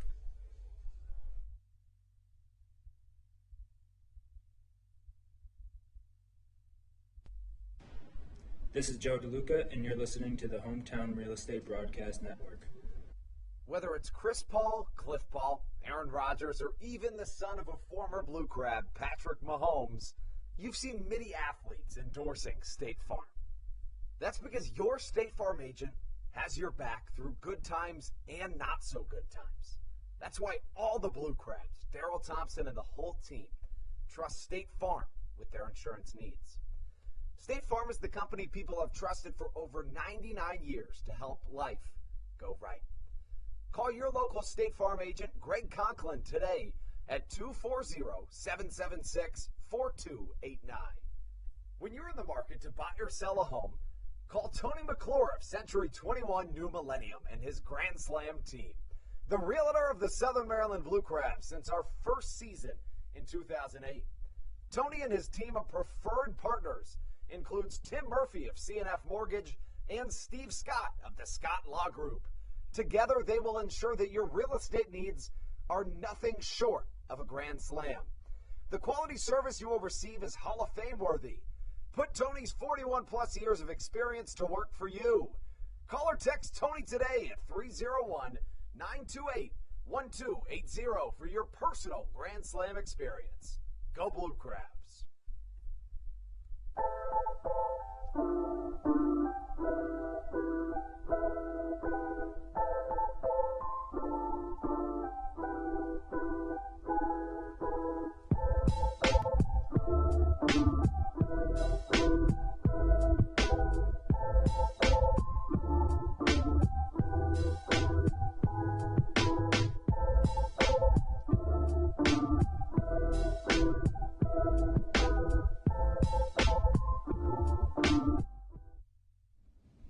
This is Patrick Baker, and you're listening to the Hometown Real Estate Broadcast Network. Long Island played 7 in their half of the third. Southern Maryland looking for the series sweep here on a Thursday night. The Blue Crabs started this homestand with 3 straight wins against the York Revolution and then lost the finale. The Blue Crabs then won their first 2 games against the Long Island Ducks, and now in Game 3, 7 Long Island runs in the top half of the third, make it a 7-1 ball game.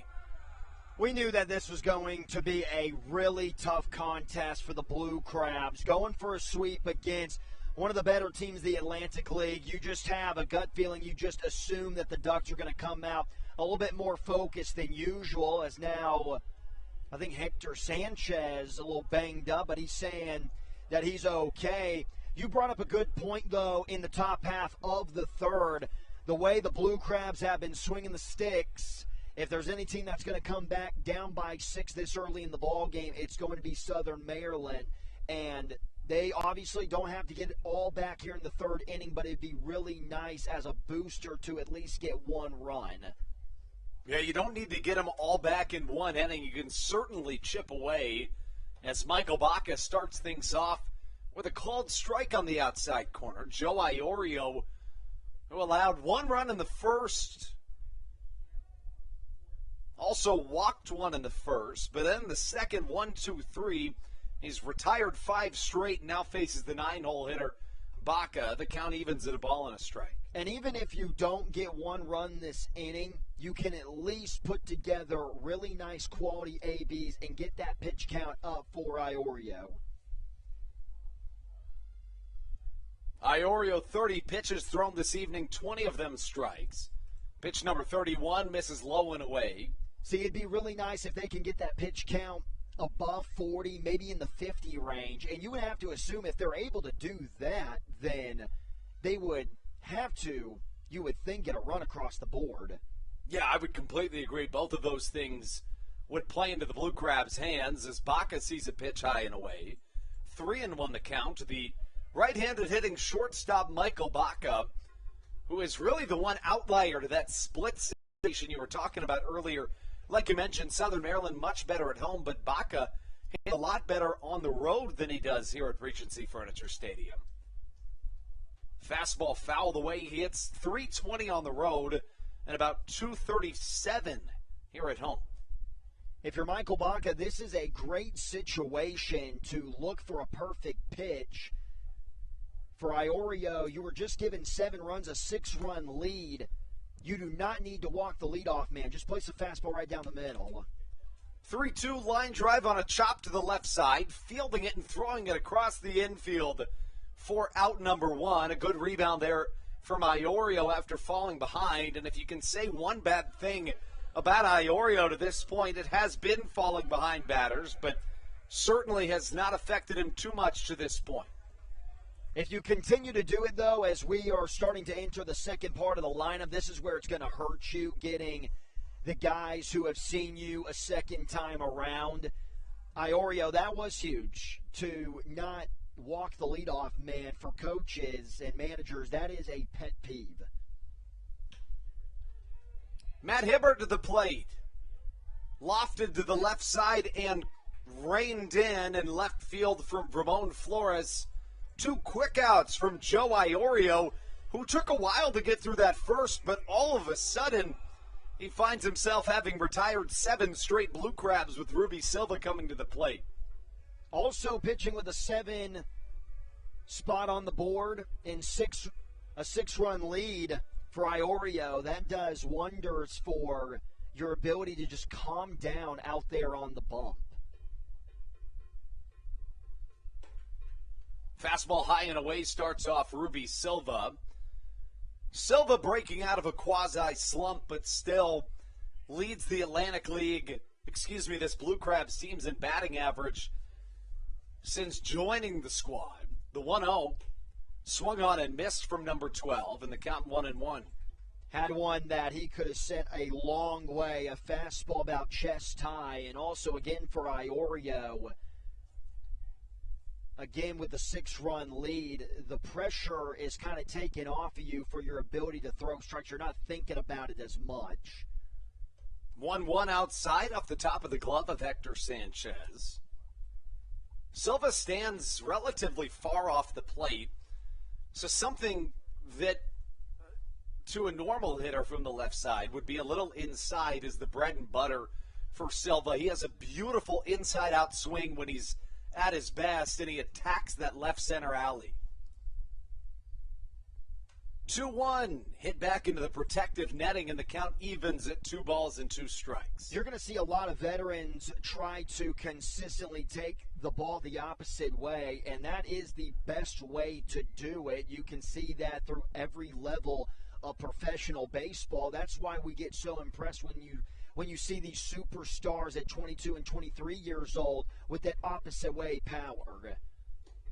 Silva fans at a fastball upstairs, and it's strike number 3 to get us through a third of this ball game. When we come back, it's Matthew Hargrove on the play-by-play on the Hometown Real Estate Broadcast Network. This is Josh McAdams, and you're listening to the Hometown Real Estate Broadcast Network. Did you know that the Washington, D.C. metro area is the 5th most expensive place to live in the entire United States of America? Sometimes finding affordable housing in this area can feel impossible. If you're struggling to find affordable housing, look no further than the Villages of St. Charles by Ross Properties. You can visit them online at villagesatstcharles.com for more information today. Villages of St. Charles. They'll have you safe at home. There's nothing quite like when the Blue Crabs retire the side. At Wealth Management Partners, they're on your side for your retirement planning needs. It's never too early to start planning your retirement. Talk to the experienced financial advisors of Wealth Management Partners located right here in Waldorf. Call them today at 301-885-0955. Again, Wealth Management Partners. Call them today at 301-885-0955.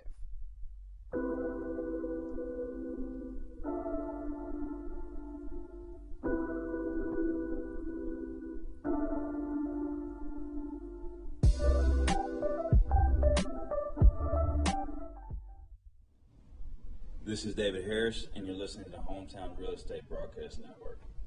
And the reins off to Matthew Hargrove for the middle 3 innings of play-by-play heading into the top of the 4th. Thank you, Andrew Banstra. Yeah, 4th inning here at Regency Furniture Stadium, where the Blue Crabs have a lot to do the rest of the way. They are down 7-1 in Game 3 of this 3-game set between the Blue Crabs and the Long Island Ducks. All 7 runs coming last inning. In the top of the 3rd inning, they hit around. Due up for the Ducks, you're going to get the bottom of the lineup, starting with Johnny Turbo, and then back to the top of the lineup and Vladimir Frias and Steve Lombardozzi. Colton Mahoney back out there, and the first pitch he throws is ripped down the left field line. This is going to be an easy extra base hit for Turbo, and the Ducks are right back on it with a leadoff double to begin the fourth.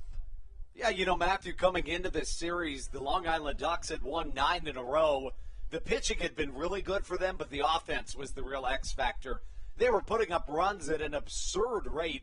And for Southern Maryland to have really kept them off the board to a good amount to this point has been impressive, but the bats seem to be breaking out here in the middle innings. Again, we said it a couple of innings ago, you just got the feeling, especially coming into tonight, the entire day we were just talking about what do the Blue Crabs need to do to sweep, and the key for me at least was Mahoney had to be almost perfect because the Ducks were going to be that more motivated to avoid a sweep to their North Division rivals right now. As you look at the standings and the Blue Crabs taking back the first place spot from the Long Island Ducks.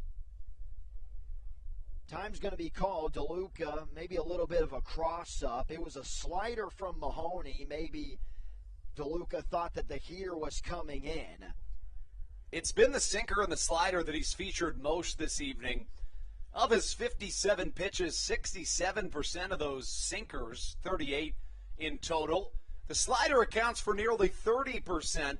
One curveball and 2 fastballs thrown this evening by Mahoney. The free bases was the problem by the righty in Mahoney during that 7-run third inning. 3 walks and a hit batter. This was the hit batter in Vladimir Frias. He's 0 for 1. He lined out to Jordan Howard to begin the ball game. Fastball misses high and outside. It's now 2-0, and we see to begin this inning, Mahoney was in the strike zone against Turbo, but that ended up a double, and now losing the strike zone again to a dangerous 300 hitter. It's actually 1-0, or excuse me, no, it's 2-0. Fouled out of play now. That slider that DeLuca was caught off guard was the first ball of the AB. And Vladimir Frias, he's not just having a good season this summer in the Atlantic League. Throughout his minor league career, he has been a very impressive AB with the no batting gloves, the traditional style. Who was it the other day that we saw with the no batting gloves? Was it Frias? It might have been, but I remember it because that's how I never wore batting gloves or anything like that, so I always notice it and respect it. We had that entire conversation. The guy that I always picture when I'm thinking about a dangerous batter with the no batting gloves is Evan Gaddis. That's the first guy I always go to. That just scary, just... In one moment here, the first pitch to Frias was a no pitch, so they count 3-1. Okay. So, yeah, time was called. There goes Turbo. No throw from DeLuca. Turbo had a really good jump. He's going to swipe third with ease, and Frias is going to take ball 4. Runners on the corners. Still no action in that Blue Crabs bullpen down the left field line.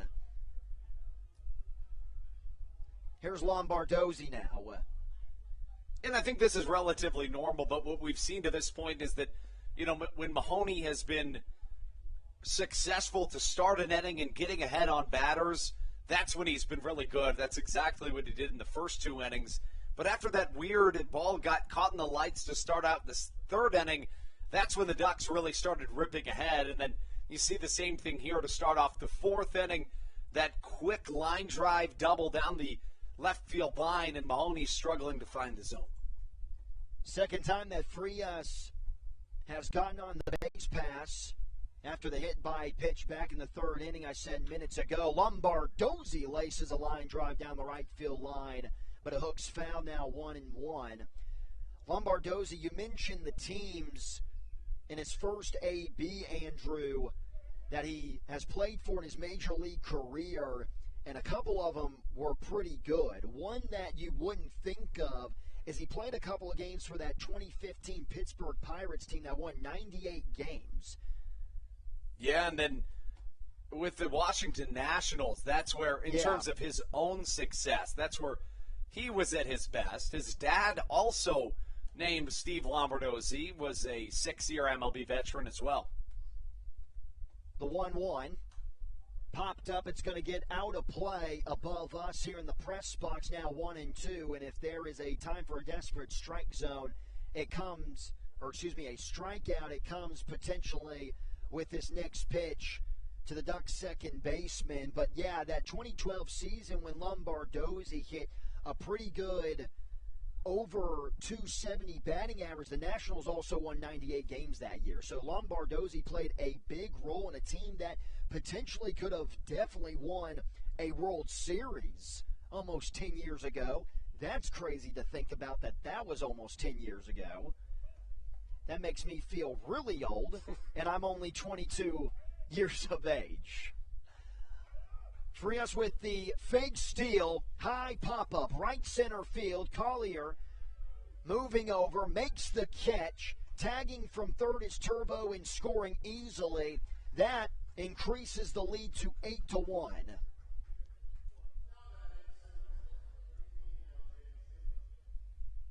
The Ducks, too, they've had a lot of big hits in this game, but when they've needed the little things like the sacrifice flyouts, they've gotten a couple of them. Speaking of people whose fathers played in the MLB, same goes for L.J. Mazzilli, who steps up to the plate. L.J. Mazzilli has had a very interesting career.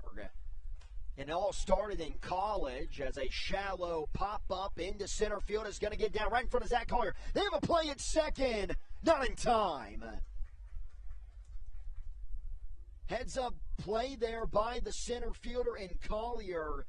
But a nice, even better job by Frias to not get too far off the second base bag. I think he thought that ball was a lot farther away from the Blue Crab center fielder. I don't know why you would take that big of a turn around second base. Mentioned the father of L.J. Mazzilli was Lee Mazzilli, who not only played in Major League Baseball, also managed at the MLB level, a 14-year major leaguer. Really cool stuff there as Romero's going to take a fastball. DeLuca has been putting in some serious work tonight as Mahoney, some fastballs have gotten away. DeLuca blocking him up, making it look pretty easy. Romero hasn't recorded a hit. He walked in the third and later scored, reaching for a slider, evens the at-bat at 1-1. Mazzilli, going back to the story on the new guy that we are seeing for the first time in this series, thankfully for Blue Crabs fans with that impressive .330 batting average. He played his college ball at UConn and was teammates with George Springer and Nick Ahmed. Nasty slider catches the outside part of the plate. It's now 1-2. Another big strikeout situation for Mahoney, but Mazzilli, and when you think of UConn, everyone thinks of basketball. You wouldn't think of the major league talent like George Springer and Nick Ahmed.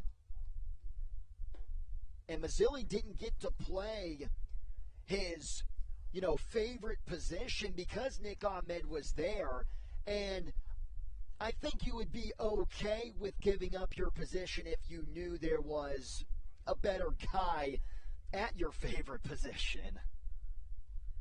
Nick Ahmed, infielder for the Arizona Diamondbacks, while George Springer, everyone knows who that guy is. Heads up, Romero having to drop out of the way.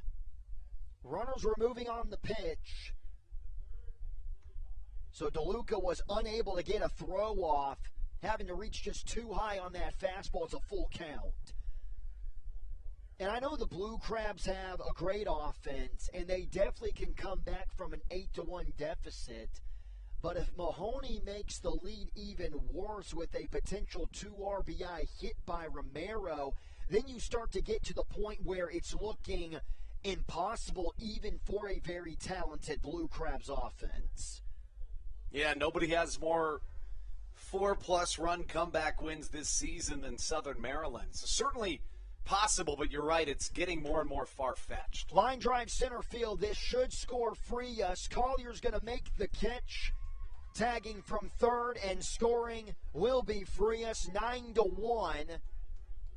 That's the second run of the fourth inning. And honestly, the way that this inning was being played out, I think if you're Mahoney and you can get out of this top of the fourth inning with just giving up a couple of runs, I would see that as a success.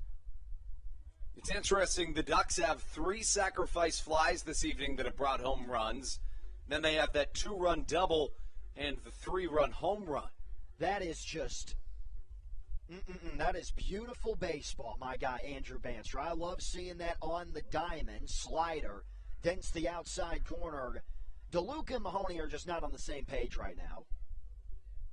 Yeah, it's true. You know, DeLuca going out there for yet another time. It seems to be that slider that's really messing up their rhythm that they're not on the same page about. The last time to begin this fourth inning that we saw DeLuca go out and have a conversation with Mahoney, you're right. It was a slider that hit the outside corner. The pitch didn't count, but DeLuca, it looked like he was ready for the hard stuff. And that's the cross-up you don't want if you're a catcher. You'd rather have it the other way. Or, excuse me, no. You would rather have the pitcher throw an off-speed pitch while DeLuca thinks a fastball's coming. If DeLuca thinks an off-speed pitch is coming and then you get the hard stuff, that is not going to feel good. Chris Shaw just inside, 2 balls and 1 strike. Shaw is 0 for 1, a strikeout and a walk. That walk came in the 7-run third inning for Long Island. He's got a chance to make it a double-digit game for this offense with 1 swing of the bat. High pop up. It's going to get out of play. DeLuca gives it a look. Mahoney 1 strike away now from getting out of the jam. We now see some commotion down that left field line. I can't really tell who it is. It is a righty. I believe it's Dylan Brammer, the newly signed Blue Crabs acquisition.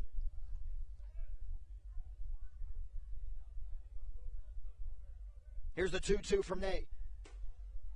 Or excuse me, I'm thinking of the new guys from Mahoney. I had Nathan's on the brain.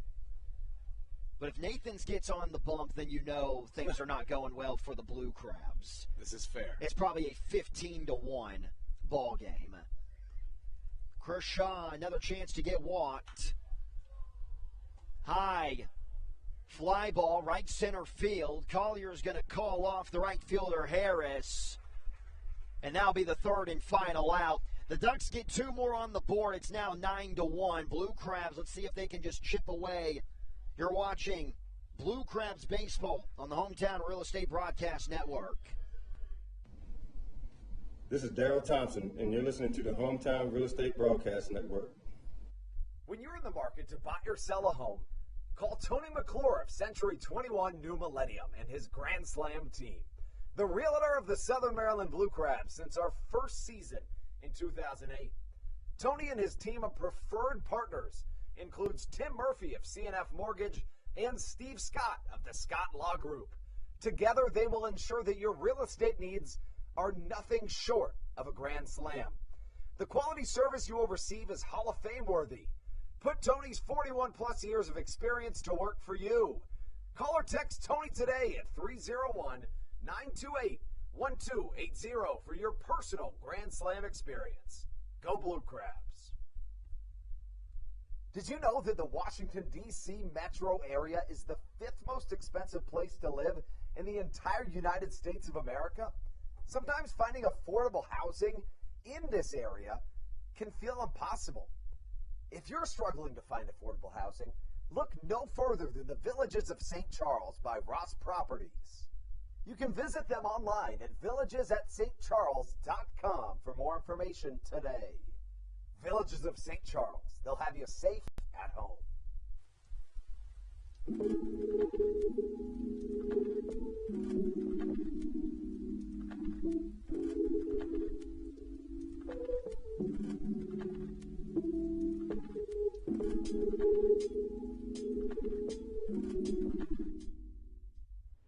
This is Joe DeLuca, and you're listening to the Hometown Real Estate Broadcast Network. Let's give you a scoreboard update before we begin the bottom half of the fourth inning. Ducks have a 9-1 lead already on the Southern Maryland Blue Crabs. Bottom of the fourth inning as well between Lexington and Gastonia. Lexington with a 1-0 lead. A pretty good pitching matchup so far in the beginning. Lancaster and York. We mentioned in the pregame show that the Barnstormers have lost 11 in a row. Well, that ended today. They actually swept a doubleheader against the Revolution by final scores, they won the first game 7-4. They're winning right now, top of the third against the Revolution. It's 3-1. As Zach Collier is going to be the leadoff man for the Blue Crabs. Fastball on the outside part of the play by Iorio, who continues to deal out there, towing the slab for strike one. And then High Point in West Virginia just getting underway in the bottom of the first. So really nice job for the Barnstormers, I guess, ending an 11-game win streak. They got to end it at some point. $11 losses in a row. That has got to be one of the toughest things to do, just coming to the ballpark day in and day out, trying to find that motivation. Blue Crabs kind of going through that same motivation loss in this game, being down 8 runs so early.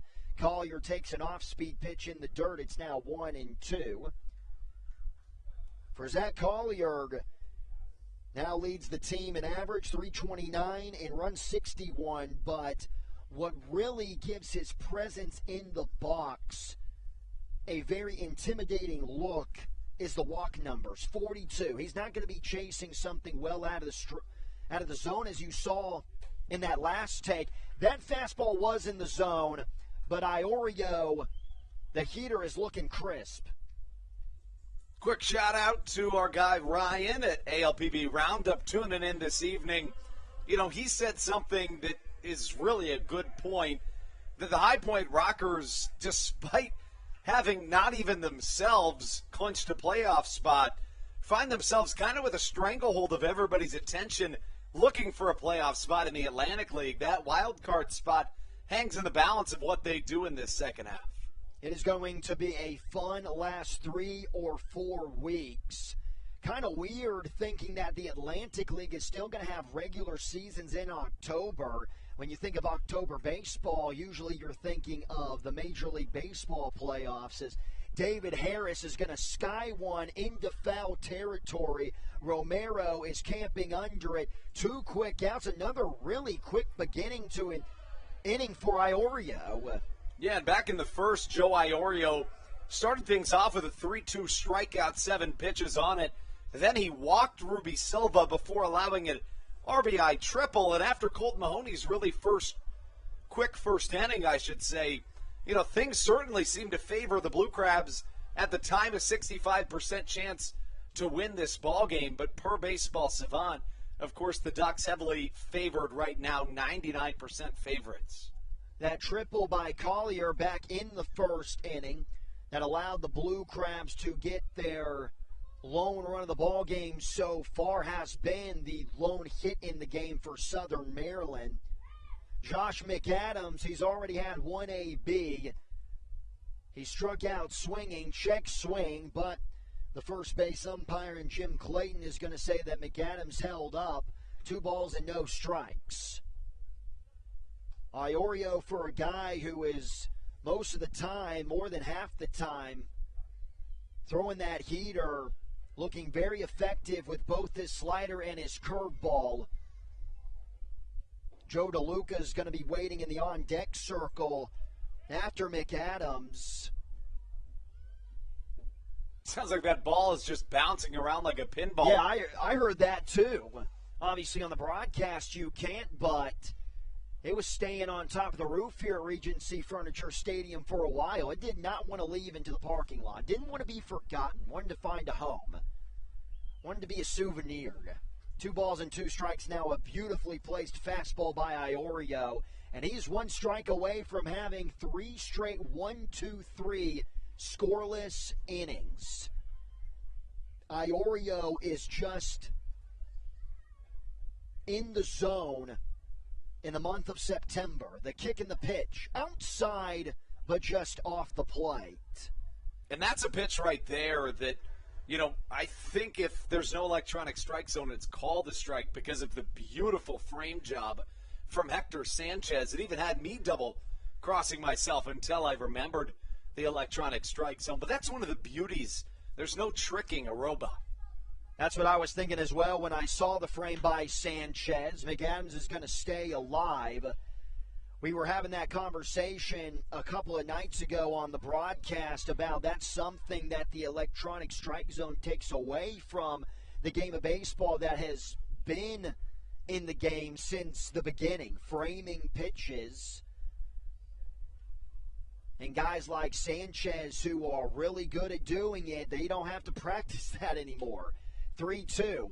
High and inside, ball 4, a 2-out walk. That usually spells trouble for the pitchers. Trouble is what the Blue Crabs desperately need. Joe DeLuca is going to walk towards the lefty box. You even see, though, Hector Sanchez, because he's been doing it for his entire baseball career, even though he doesn't have to anymore, you still saw him try to frame that pitch. I was telling Brendan the other day, there was a stat about Francisco Cervelli a couple of years ago, a former Yankee, then played with the Pirates. But, they were talking about he was giving the Pirates at the time 2 WAR solely based off of his pitch framing alone, right? There's guys that are elite at it, and just that was giving his team 2 more wins in a single season. So something that is certainly an art and that can add a lot to a team, but an art that will soon be taken away when, in my opinion, this electronic strike zone makes its way to the majors. You wanted to talk about that, I want to say 3 nights ago, and we didn't really get to having a full conversation. You were just saying that you were going to get me and Brendan to buy into it, and maybe the ability of seeing catchers frame the baseball is one reason why I'd like to see the traditional side of things not go into effect. But it's hard to argue the electronic strike zone because it is perfect. And it's hard to argue with perfect. Line drive up the middle, in and out of the glove of Frias. McAdams with a great read as this ball went into center field, is going to move up into third base. Runners on the corners, that's going to go down as a single for McAdams. I assume it will. Yeah, when you have 2 quick outs, anything can happen. When Josh McAdams walked, it ended a streak of 10 straight Blue Crabs that had been retired. But, we talk about it. Free passes can turn into bad things. You look at the Ducks' score tonight, 9 runs on just 6 hits. So the free passes can turn into a ton of different things. And right now is the time for Tucker Nathans to prove himself to be a key component to this Blue Crabs roster. First pitch. Looks like Iorio took a little velocity off of that one from the righty, but nevertheless, he begins the AB at 0-1. Yeah, this is a great time for Nathans to definitely make his mark in his second stint with the Southern Maryland Blue Crabs, but he's already down in a hole at 0-2. Couple of roster moves in the last few days for Southern Maryland. Of course, trading for Jordan Howard about a week ago, sending Dario Pisano to the West Virginia Power, getting Dylan Brammer and Tucker Nathans. That's just going to happen when you're entering the last month of the season. I'll say it again, I think this was a really nice pickup for Southern Maryland. Yeah, a guy that's played at the AAA level, has proven himself to have power, speed, average, and a really good fielder. Also brings a lot of experience in professional baseball, 32 years old, 7 years in independent ball. Another underrated part of him entering that Blue Crabs clubhouse is he's going to feel a lot comfortable because he has a familiarity with the team. From 0-2, it's now a full count with 2 outs in the inning, that means DeLuca is going to be off and running on the pitch from Iorio. So if Nathans can split the gap or find a corner somewhere, especially with the pretty nice speed for a catcher that DeLuca has, you would have to be assuming that Nathans is going to pick up his first 2 RBIs in a Blue Crab uniform for this summer. Yeah, the last time that Nathans joined the Blue Crabs, and it was late in that 2017 season, was last time these Blue Crabs made a playoff run. There goes DeLuca. Popped up. Shallow right field. Lombardozzi is going to be called off. A really nice job by Johnny Turbo to come in and make the play that ends the possible 2-out rally for Southern Maryland. 3 straight scoreless innings for Iorio.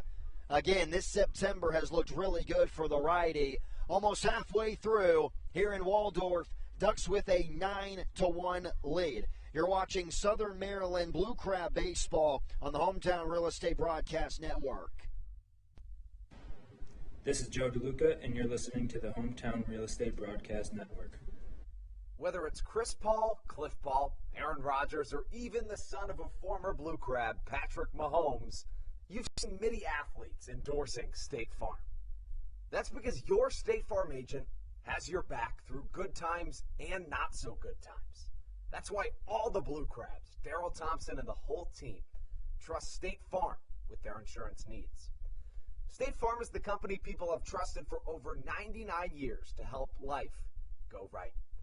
Call your local State Farm agent, Greg Conklin, today at 240-776-4289.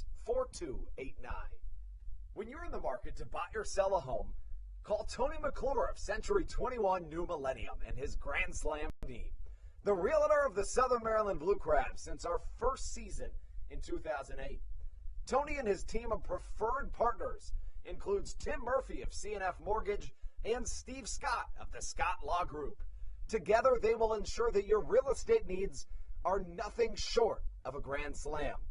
The quality service you will receive is Hall of Fame worthy. Put Tony's 41-plus years of experience to work for you. Call or text Tony today at 301-928-1280 for your personal Grand Slam experience. Go Blue Crabs.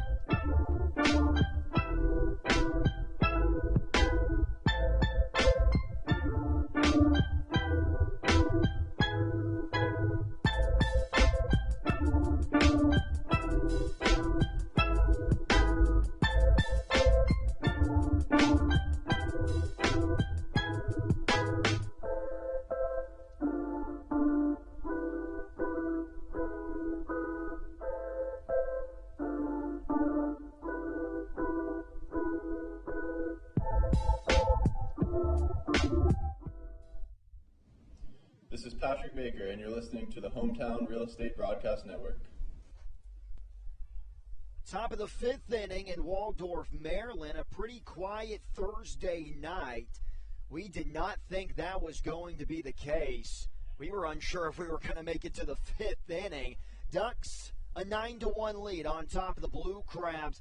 Dylan Grammer making his season debut with Southern Maryland. First pitch he throws is right down Broadway for strike 1. Yeah, Dylan Brammer, a guy that joins the Blue Crabs from the New Jersey Jackals of the Frontier League. He's played with both Matt Latos and David Harris as a member of the Jackals in the past. He is in his 8th season of professional baseball, a career 4.2 ERA, a 5.36 ERA in 29 appearances this season in the Frontier League. 4 of those starts, 39 strikeouts in 47 innings, a 1.4 whip. He's facing off against the 7, 8, and 9-hole hitters for Long Island. And after beginning the AB with the catcher Hector Sanchez, he skies a fastball, causing DeLuca to get out of the crouch for ball one. Hector Sanchez, a big 2 RBI single in the third inning, and made it 4-1 Ducks at the time. And then Long Island proceeded to score 3 more in that inning.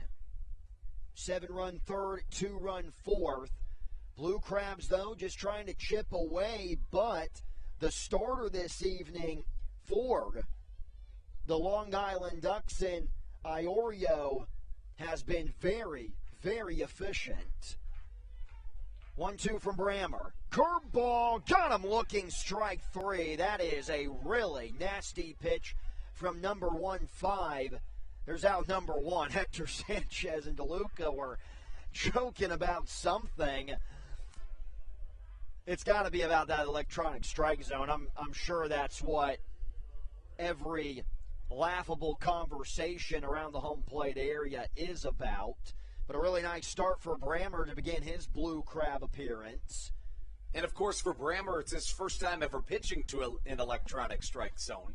There's somewhat of a learning curve to that. Ramon Flores is going to foul one out of play. I would think that pitchers are not in favor of the electronic strike zone because they're unable to get that pitcher's pitch that the umpire will kind of give them off the black from time to two. Well, yeah, all of these Atlantic League MLB rule changes in Major League Baseball has been, relatively, or actually really transparent in saying flat out, like, yeah, these rules are to favor batters. But, you talk to a guy like Darryl Thompson who's said on multiple occasions, a lot of pitchers let the TrackMan get in their head, but if you think about it, what is and isn't a strike, and if you play in that, you play to your favor, A, that's a good thing, but B, the other way to think about it is batters are still going to chase pitches from time to time. So that's something to keep in the back of your mind. Ramon Flores was caught chasing at that last curveball from Brammer that looks really good out of the chute from the righty. He's also got some really nice velocity on the fastball, and you're going to need the curveball and the fastball to be working if you're going to get Ramon Flores out, who's had a pretty nice series going into this one, even after the nice 3-run home run a couple of innings ago. He's now 3 for 9 in the series. In the dirt, runs the count to 2-2. The velo pretty good for Dylan Brammer. It's reached as high as 91, almost 92.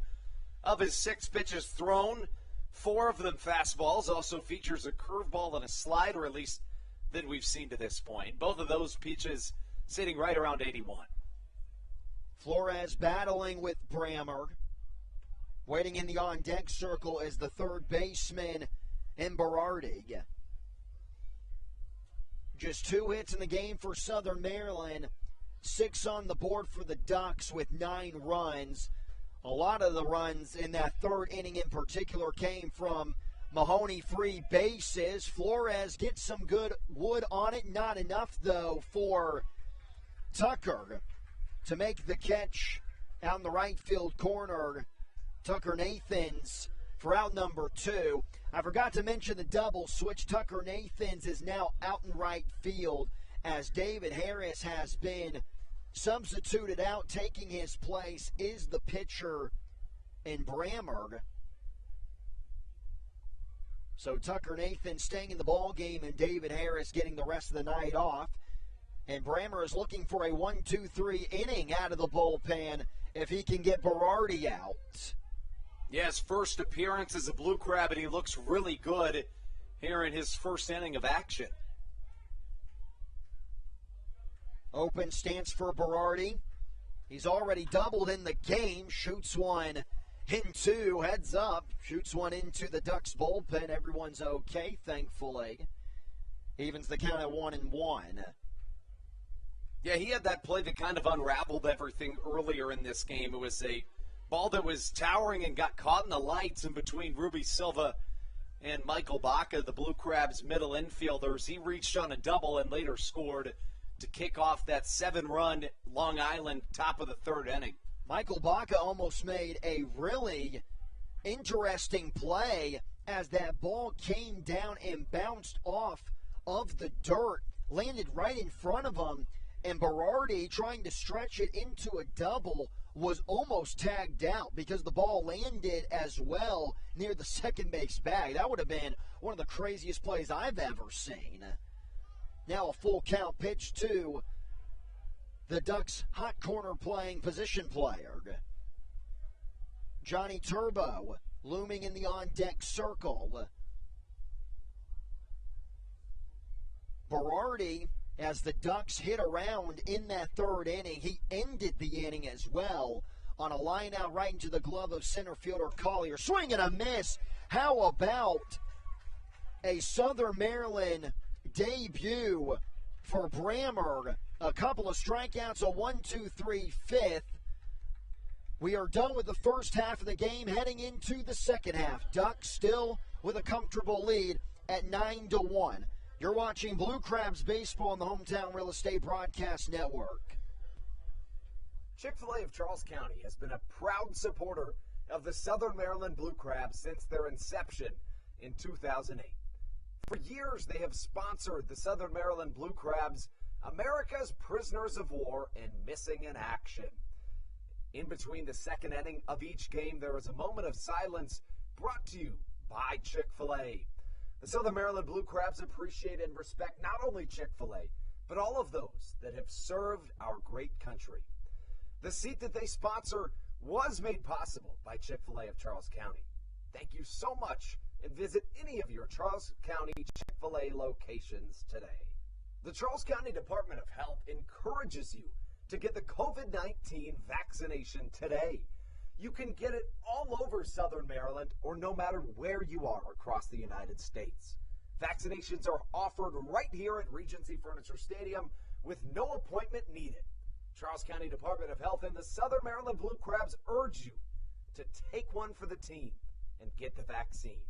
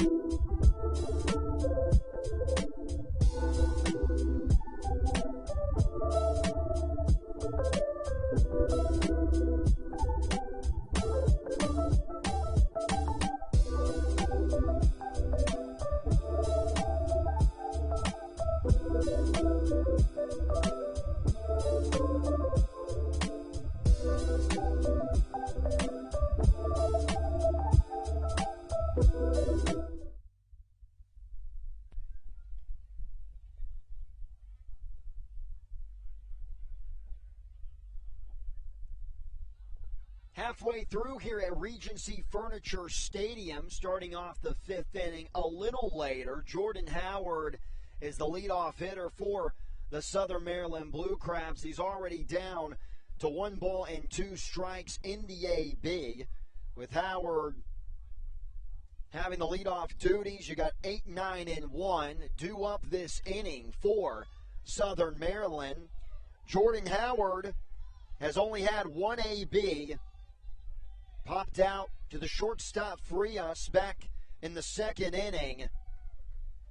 Starting pitcher for the Long Island Ducks and Joe Iorio has been absolutely magnificent. Only 2 hits in the game for Southern Maryland. That is difficult stuff. This, though, is going to be hit number 3. Jordan Howard with a leadoff single into left. Howard has yet to get a hit in this series before that little bloop shot the left side of the outfield. That's going to bring up the last batter in the lineup for the Blue Crabs and Michael Baca, who is also like Howard going into his second plate appearance, is 0 for 1, grounded out to the third baseman. Iorio from the stretch, fastball outside, so maybe this will spell a little bit of trouble for the really good so far Iorio, you could say. Blue Crabs are needing runs. They're needing a lot of them, and they're needing them pretty quickly. As we are beginning the second half of the game, they're down 9-1 to the Long Island Ducks. Another blooper down the right field line. Will it stay fair? It will. It hits off the chalk. This is going to be an easy double, and now a bobble by Turbo in the corner. And because Howard has so much speed, he's going to score easily. It's going to be an RBI triple for Michael Baca. That is the second triple of the game for the Blue Crabs. And how about for Southern Maryland? They're fourth in their last 3 games. It has a lot to do with that right field corner. Just the way that it is angled is so tough for right fielders, not only to just field the baseball, but reading whichever way the baseball is going to bounce off the wall. Back to the leadoff spot in Matt Hibert. Still slumping even in tonight's game. He's 0 for 2. A strikeout and a pop out to Flores in left field. So a little energy in the stands. Blue Crabs haven't scored since the first inning. They still have a lot to do. They continue to chip away at that lead. You can never count out this team, even down 7 runs. Iorio, though, it's not helping that he has not been able to find the strike zone well. But we have noticed, and this is probably the comment that you were going to mention here in a little bit, Iorio has been down in the count a lot. Yeah, it's a really good point. Both of the starting pitchers this evening fell behind a fair amount of times, and both of them have found struggles after allowing any sort of base runners, which is normal, right? But it's certainly something to mention as well. Final line for Colton Mahoney, 4 innings pitched, 6 hits, 4 walks, 3 strikeouts, 9 runs all earned. Taking all the way is Hibert. Now 3 balls and 1 strike, and still even with a 7-run lead, you have to assume that Matt Hibert is going to get something that he can barrel up pretty well. Then again, you have to stay patient as well because Iorio hasn't been able to find the strike zone. Line drive, center field, right into the glove. No, he's going to drop it. Wow. And maybe that's the break you need if there was ever one. I mean, Wally Backman has said that he thinks that L.J. Mazzilli is the best outfielder in this league, and right there makes a critical mistake. No excuse there for Mazzilli. No, I tripped or didn't help with the lights or the sky. He got a good beat on it. He just did not watch it into the glove. I wonder if he was starting to try and throw out Baca, tagging from third before watching it into the glove. It would have been a tough play. He was a good ways away out there in the outfield grass as Ruby Silva. Big swing and a miss for strike 1. Still nobody out. Now 2 runs for Southern Maryland. Man, if they can get maybe 4 or 5 runs in this inning, we got a new ball game heading into the later innings. And all the momentum would be on Southern Maryland's side. Absolutely. Con reaching now 0-2. Silva walked back in the first, later scored the first Crabs run of the game. Southern Maryland was leading through 2, a 1-0 score before the Ducks put up 7 in the third and then another 2 in the ninth. That's not going to go down as an RBI for Hibert because of the E8. Silva trying to go the opposite way. Looks like it had the distance, maybe a little short, but it doesn't matter. It's going to hit off the roof of the Legends Club. We'll do it again at 0-2. But that's Silva's bread and butter. It's going the opposite way for good power, so it's really a good sign to see him displaying that strong suit, even if it is a foul ball. Well in the dirt. Hibert's going to run. Off balance throw by Sanchez is going to be wild. That was a really risky play by Hector Sanchez. Yeah. Initially, I thought that was getting into the outfield, and Hibert was going to go first to third. Even with it going in and out of the glove of Frias, anything can happen there as well. It bounces off the glove, goes into, like you said, center field or left center field, and then Silva, all he has to do is hit a deep fly ball or ground ball up the middle, and we have a 9-4 game. And if the Blue Crabs in the fifth inning were down 5-0, that's not a big lead to overcome for the Blue Crabs, as Iorio gets a much-needed strikeout on a dangerous hitter in Ruby Silva. Silva was going for the downs on that swing like he is a lot of the times when he is swinging. Zach Collier, he's been the man. This is the guy you do one up with a runner in scoring position. Yeah, Collier in his 70th game played here today of the season. He has now reached base via a hit, walk, or hit by pitch in 63 of his 70 games played this season, thanks to that RBI triple back in the first. A potential hit here by Zach Collier would be huge because Stan Clyburn is bringing out Brammer, the relief pitcher, to swing. Got him warming up in the on-deck circle. This season against Iorio, Zach Collier 6 for 9 with 2 triples, 2 doubles, and a home run. Healthy Hack fouls it back in the backstop net, now 0-2. And the reason why I say a hit here by Collier would be magnificent for the Blue Crabs is because if he ends up striking out potentially on this next pitch by Iorio, then you have the pitcher hitting. And I'm not saying that Brammer's not going to get a hit, but most of the time, pitchers are not the greatest hitters in the world. Up the middle, it's going to get through. Hibert rounding third. He's going to score. The second hit of the night for Collier is going to make it a 5-run ball game. What can Zach Collier not do? That's the real question we should be asking ourselves. We talk about a guy in Zach Collier that comes into this game scorching hot, hitting .667 through the first 6 games of the homestand. That continues here before we get to Darren Downs coming out to the mound on the homestand. Collier now 14 for 21 at the plate. Just with that stat alone, I truly believe that Zach Collier can do everything, especially in Waldorf, Maryland. Meeting on the mound, I would assume that this is going to be the last inning for Iorio.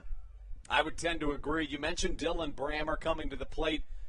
He doesn't have all that much professional experience hitting the ball, but he does have 35 professional at-bats. He has a double, he has a triple, 4 RBIs, 9 for 35 in his career. There's something there. Don't give up on the man. Places a beautiful bunt down the first base line. It's going to be picked up just barely foul, though, by Iorio. And that thing was hugging the white line down the first base side. Wow. Yeah, but to finish my point, a guy in Dylan Brammer, a .257 hitter on the season, on his career, and that's a pretty impressive mark even in a small plot of data for a pitcher, and a beautiful bunt right there. Now, when we talk about rules and the electronic strike zone and the rubber being moved back, that's something that I would love to see in Major League Baseball be changed, is the DH be moved to the National League. For me, I'm tired of seeing guys who just cannot swing the bat go up there and it basically just end rallies sometimes. Yeah, I tend to agree. And then, a guy like Shohei Ohtani even makes that argument even better, right? Because now the precedent has been set in the 21st century that, hey, you don't have to use the designated hitter. Like, Shohei Ohtani can hit for himself. Now, there's only one Ohtani, but you get my point. Another beautiful bunt down the first base line. Romero's going to put the tag on Brammer. But how about doing your job? It is out number 2, but Stan Kleinberg's going to take that efficient out number 2. Well, we talk about the fact that bunting is so infrequently used in baseball these days that most guys struggle at doing it. So for a pitcher to come out and be able to lay down not one, but 2 really well-placed bunts and put a runner in scoring position and then maybe get a 4 spot in this 5th, that number that you kind of mentioned would be really good for Southern Maryland. That's just a big play for Brammer, who in my opinion has been a pleasure to watch since joining the Blue Crabs. First pitch to McAdams, a swing and a miss, 0-1. This would be a dandy of a time for Josh McAdams to lift one over the mini monster in left field. If anybody could do it, it would be Josh. Josh McAdams on the season, 21 home runs, top 5 in the Atlantic League. Some more noise here at Regency Furniture Stadium. They understand that the Blue Crabs are one hit away from making this a save situation because a home run from McAdams would move the scoreboard to a 9-6 Ducks lead. McAdams, a strikeout and a walk so far tonight. 2-1, a slider from Iorio. I'm even surprised that they're leaving in Iorio with the big bat of McAdams. I certainly would say that with the lefty DeLuca waiting in the on-deck circle, and we know what he can do with the stick, if McAdams gets on base, this is going to be the last batter that Iorio faces tonight. Fastball high, 3-1. And this is where if you're Josh McAdams, you have the green light to really sit back and look for one to send over that mini monster. There's not a ton of guys in pro ball or, especially in this Atlantic League that you could give the green light to say, try to put one over that fence, and McAdams would be one of those very few. There is no way I'm going with a fastball from Iorio. He goes with something a little off speed. Looks like a changeup that he just missed high in the strike zone. Definitely do not want to be placing that pitch in the same spot in this next offering to the Blue Crab first baseman. Runs the count full. Again, I think Iorio definitely needs to go back to another off-speed pitch. Time's going to be called.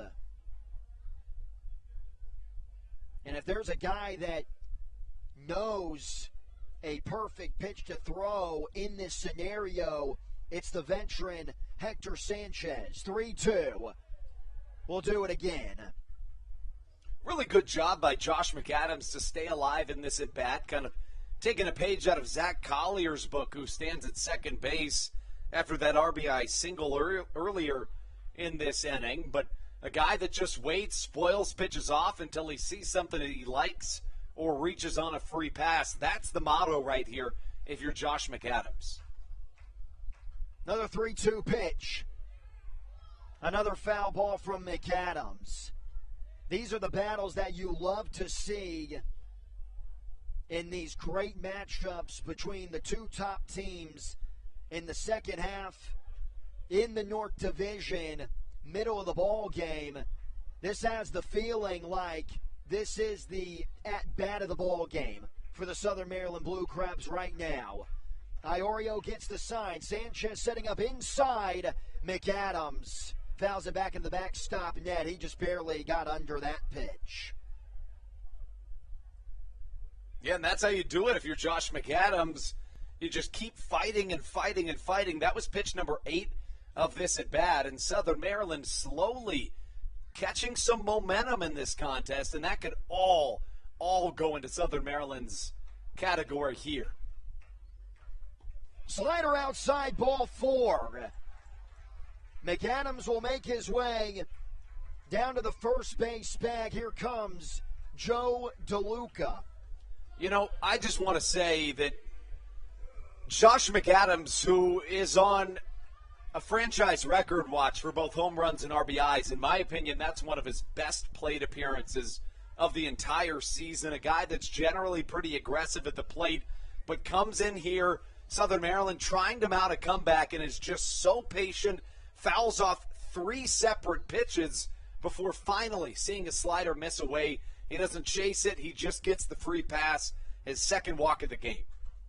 Not only leads the team in home runs and RBIs, but as well as strikeouts with 86. Talking about the numbers on McAdams, Iorio, a really nice job to get strike 1 over on DeLuca.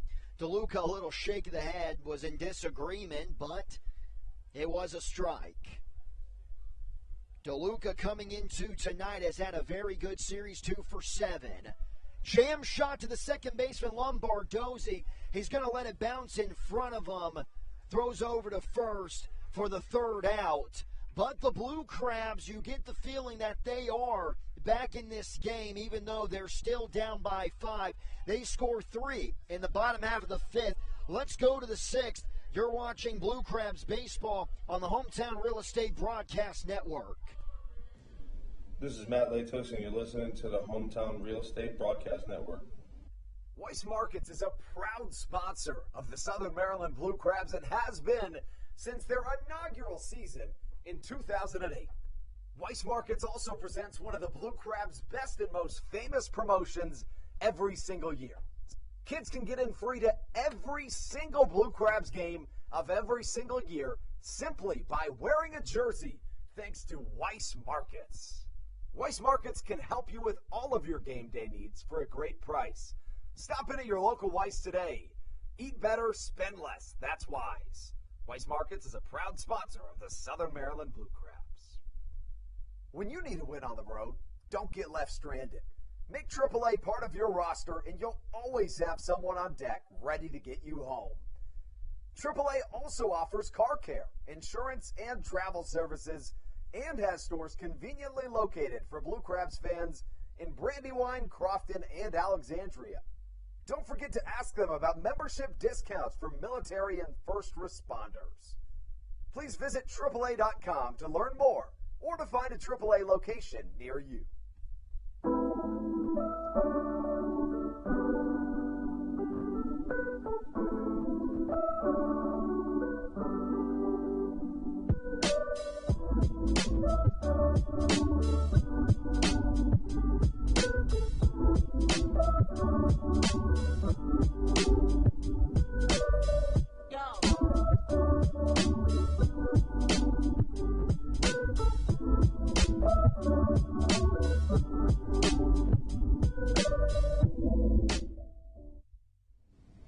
This is Mike Devine, and you're listening to the Hometown Real Estate Broadcast Network. So the Southern Maryland Blue Crabs are back in Game 3 as they are still trying to pull off a 3-game sweep over the Long Island Ducks. They still need at least 5 more runs to tie the game. They're down 9-4 as we are ready to begin the 6th inning on a very calm night, calm Thursday night here in Waldorf, Maryland at Regency Furniture Stadium. Matthew Hargrove here alongside Andrew Banstra. And Andrew, all the momentum is in that third base dugout right now, especially if Dylan Brammer looks like or does what he did back in the 5th inning. 1-2-3 out of the bullpen. Yeah, you'd like to see Brammer have a really quick 5th inning here, make that the 6th, and then get that offense of Southern Maryland right back out onto the field.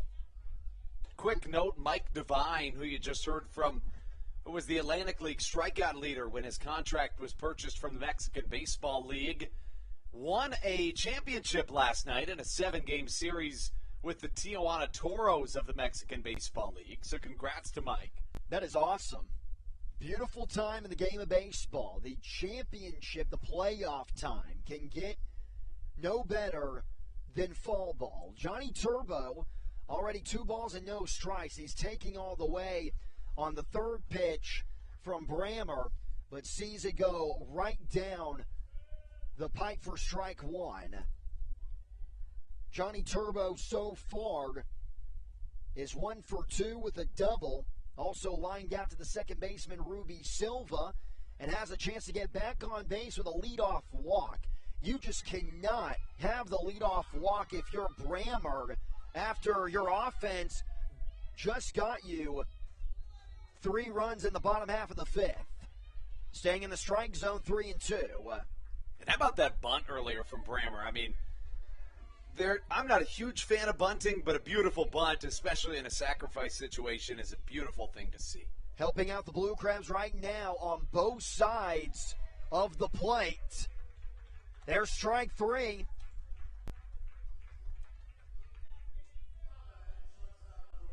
Brammer has pitched with 1 inning and a third here in this game. His first appearance as a Blue Crab. He has 3 strikeouts in his first 4 batters faced. Back to the leadoff spot, in the shortstop, Vladimir Frias has not recorded a hit not only tonight but in this entire series. He has been doing a really nice job at getting on base. He's done that twice, and it has led to a Ducks run in each of those appearances. Got hit back in the 3rd, walked in the 4th. Frias has also played some pretty good shortstop, talking about the defensive prowess for the big swinging lefty. This ball is crushed right field. Didn't get all of it, though. Nathan's going back. 2 quick outs for Brammer. And that's what you needed to do if you're Dylan Brammer. After your offense gives you 3 runs after coming into the game, you need quick outs, and that's exactly what he's doing. Not much more you can ask for out of the newcomer in the right-hander, Dylan Brammer. Get that hot offense right back into the dugout. Indeed, Steve Lombardozzi is going to try to end this out streak out of the bullpen for Brammer. He's going to swing at the first pitch. Popped up. It's going to get into the stands for strike 1. Lombardozzi, a sacrifice fly out in the 4th. Part of that 2-run 4th inning for the Long Island Ducks. He also walked and scored in the 3rd, struck out in the 1st. He has been doing a really nice job in this series against the Blue Crabs, having to do a little dance in the lefty box to get out of the way of that heater, even now at 1-1. 2 for 7 in the series coming into tonight. Waiting in the on-deck circle is Mazzilny. 2 balls and 1 strike, barely missing off the black. 3 of the 5 fastest pitches thrown this evening have come off the right hand of Dylan Brammer, topping out at 92. This ball is going to be well foul. It goes over the playground down the right field line.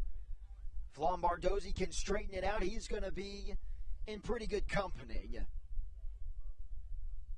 A little bit of a shift on the second baseman for Long Island. Michael Baca kind of shading towards the middle. The 2-2. Line drive, right field. It's going to one-hop the right fielder, Nathans. A 2-out single for Lombardozzi, his 3rd hit of the series. First base runner allowed by Dylan Brammer here in his 2nd inning of work, but a 2-out single is not the worst thing in the world if you can capitalize on it afterwards. Mazzilli's going to be the batter now. Made that crucial error last inning, dropping a Matt Hibert line drive in center field. The runner would have scored either way from 3rd base, but Hibert ended up scoring later on in the inning. Probably should be 9-3 instead of 9-4. High pop up. Going to get out of play. Oh, it came right to me, Andrew. How about that? Did you catch it? I got it. I didn't catch it, but it just rolled over to me. Oh, they're clapping for you. Yeah, there you go. I do not deserve claps. The ball just came right to me. When you get clapped at, you got to pretend like you caught it. Wait, so what happened? Tell me what happened. So it just came right in front of the electronic strike zone we have. And it just bounced right into your hand? Bounced right into my hands. You know what? You said, oh, I love that. A little kid just came and got this baseball. We'll show you the little guy as he holds up his baseball.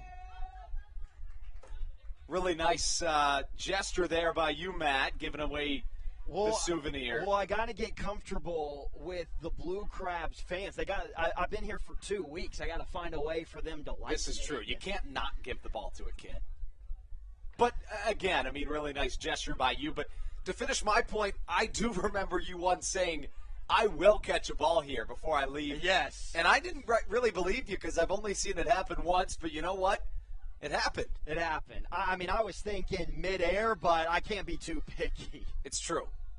2 strikes to the Ducks center fielder, DeLuca, having trouble corralling that fastball by Brammer. Now 1 ball and 2 strikes to Mazzilli. Mazzilli, even though he did make that error out in center field, he has been really hot with the bat, has been perfect. A double in the first, a single in the fourth, and had a sacrifice fly out in the third. The 1-2 in the dirt.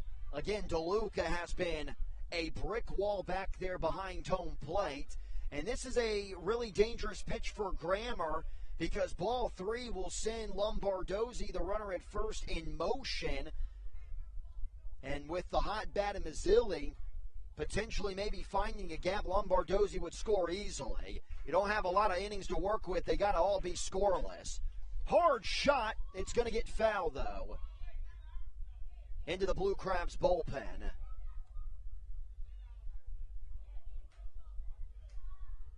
Davidson Romero is waiting in the on-deck circle. Yeah, Davidson Romero's been good tonight as well. A sac fly and a walk for him.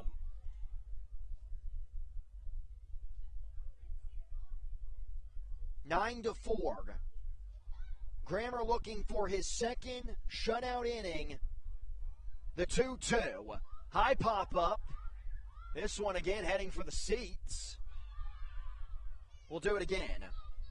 You know, Dylan Brammer just signed a few days ago, and he comes in and not so much of a high-leverage situation, but you know what? No matter what your first appearance is, if you look as good as he has, you'll work yourself into some high-leverage spots. And every situation in September is going to feel like playoff baseball. So if you can show Stan Kleinburn that you can pitch in these high-leverage appearances, it's going to work wonders. But Mazzilli is going to send this one out of the ballpark very quickly.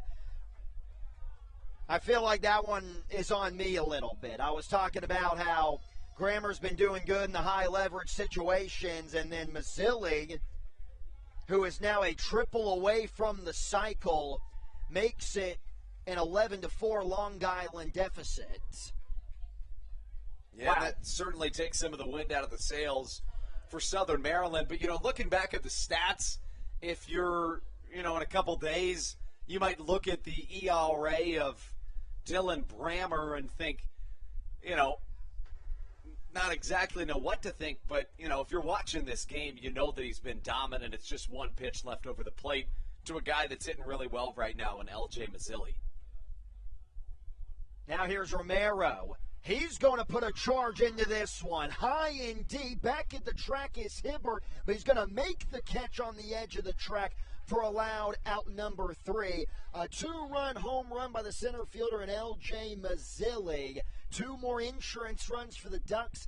Now up 11-4 just after the Blue Crabs placed 3 runs in the bottom of the 5th inning. Back to the bottom of the 6th we go, or going to the bottom of the 6th when we return. You're watching Blue Crabs Baseball on the Hometown Real Estate Broadcast Network. This is Andres Briseno, and you are listening to the Hometown Real Estate Broadcast Network. So, what do you like about your home? Practice like hockey. I practice stick handling and sometimes shooting. Mommy.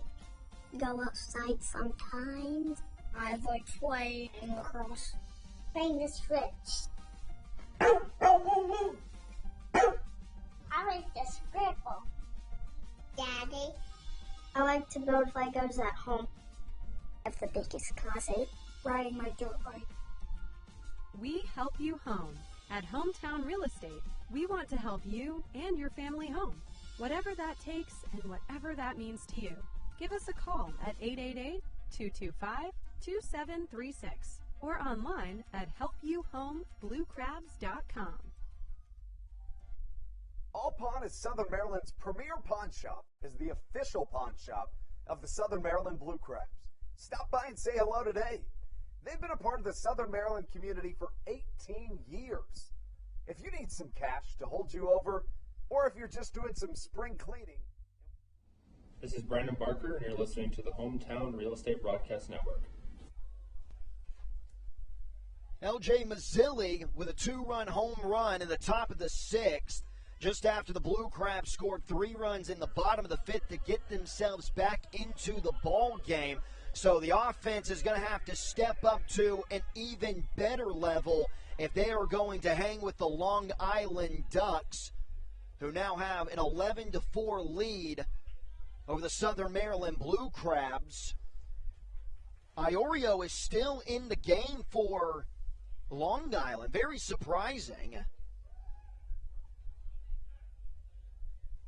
Leading off for Southern Maryland is going to be the new guy in Tucker Nathans, who is now the right fielder. He started this game out as a DH. Check swing. Third base umpire and Tom Disharoon said the Nathans went around. Quickly 0-2 to number 6. Waiting in the on-deck circle is Jordan Howard. The 0-2 to the lefty. In the dirt, 1-2. So far in the game for Nathans, he's 0 for 2. Still looking for his first hit as a member of the 2021 Blue Crab roster. Remember, he's already played with the Blue Crabs back in 2017. Working the count after being down 0-2, he now evens it back up.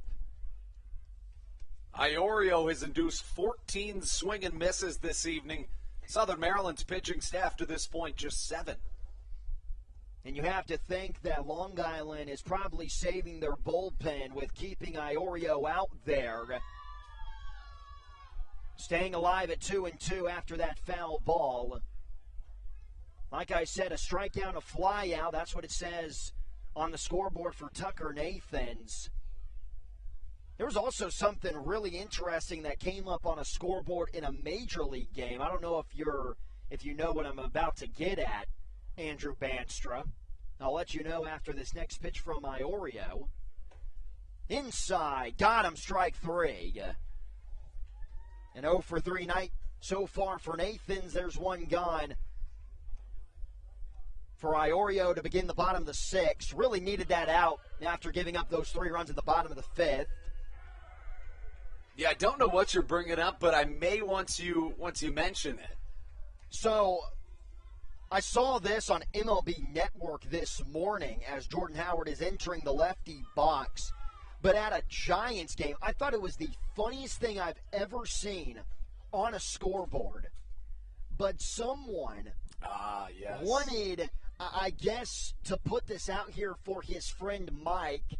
But the caption on the scoreboard read, "Happy divorce, Mike. You're back in the game."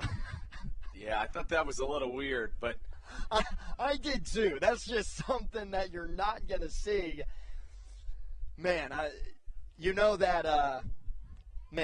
that was, I couldn't believe it. I thought that was hilarious. And the fact that the San Francisco Giants were okay with putting that up on their scoreboard, You're just not going to see that probably ever again. 1 ball and 1 strike to Jordan Howard. The 8-hole hitter for Southern Maryland ropes this baseball into the Ducks bullpen. Going to go foul 1 and 2. Some more action in Southern Maryland's bullpen as the southpaw Carlos Diaz gets warm. Howard does have a single. He started that 3-run 5th-inning rally with it being a leadoff single into left field. Made him 1 for 2. Popped out to Frias, the shortstop, back in the 2nd inning. That hit for Howard was his first of the series after a really hot start to his Blue Crab season. Has toned it down a bit against Long Island. A big swing and a miss. Back-to-back strikeouts for Iorio, and the swing and miss numbers continue to pile up here in the bottom half. Yeah, and we mentioned it at the top of the broadcast, not somebody in Iorio that generally strikes out a lot of batters, but now 8 this evening for the right-hander. He's been crafty, he's rebounded from some mishaps, and he's looked really good this evening. 7 strikeouts, a season high now for Joe Iorio. Make that 8. Baca's going to swing at the first pitch. Lazy fly ball into right center field. Johnny Turbo's going to make the play. Iorio, a 1-2-3 6th inning. After it was looking like he lost all control in the bottom half, he reclaims it in the 6th. Heading to the 7th, Andrew Bandstra will be back on the play-by-play duties to finish off Game 3. We're going to have a new pitcher for the Blue Crabs. We'll get you his information when we return on the Hometown Real Estate Broadcast Network. Chick-fil-A of Charles County has been a proud supporter of the Southern Maryland Blue Crabs since their inception in 2008. For years, they have sponsored the Southern Maryland Blue Crabs, America's prisoners of war and missing in action. In between the 2nd inning of each game, there is a moment of silence brought to you by Chick-fil-A. The Southern Maryland Blue Crabs appreciate and respect not only Chick-fil-A, but all of those that have served our great country. The seat that they sponsor was made possible by Chick-fil-A of Charles County.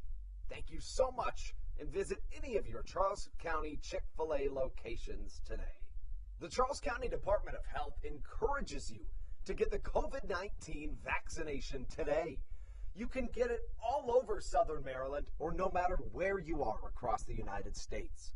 Vaccinations are offered right here at Regency Furniture Stadium with no appointment needed. Charles County Department of Health and the Southern Maryland Blue Crabs urge you to take one for the team and get the vaccine.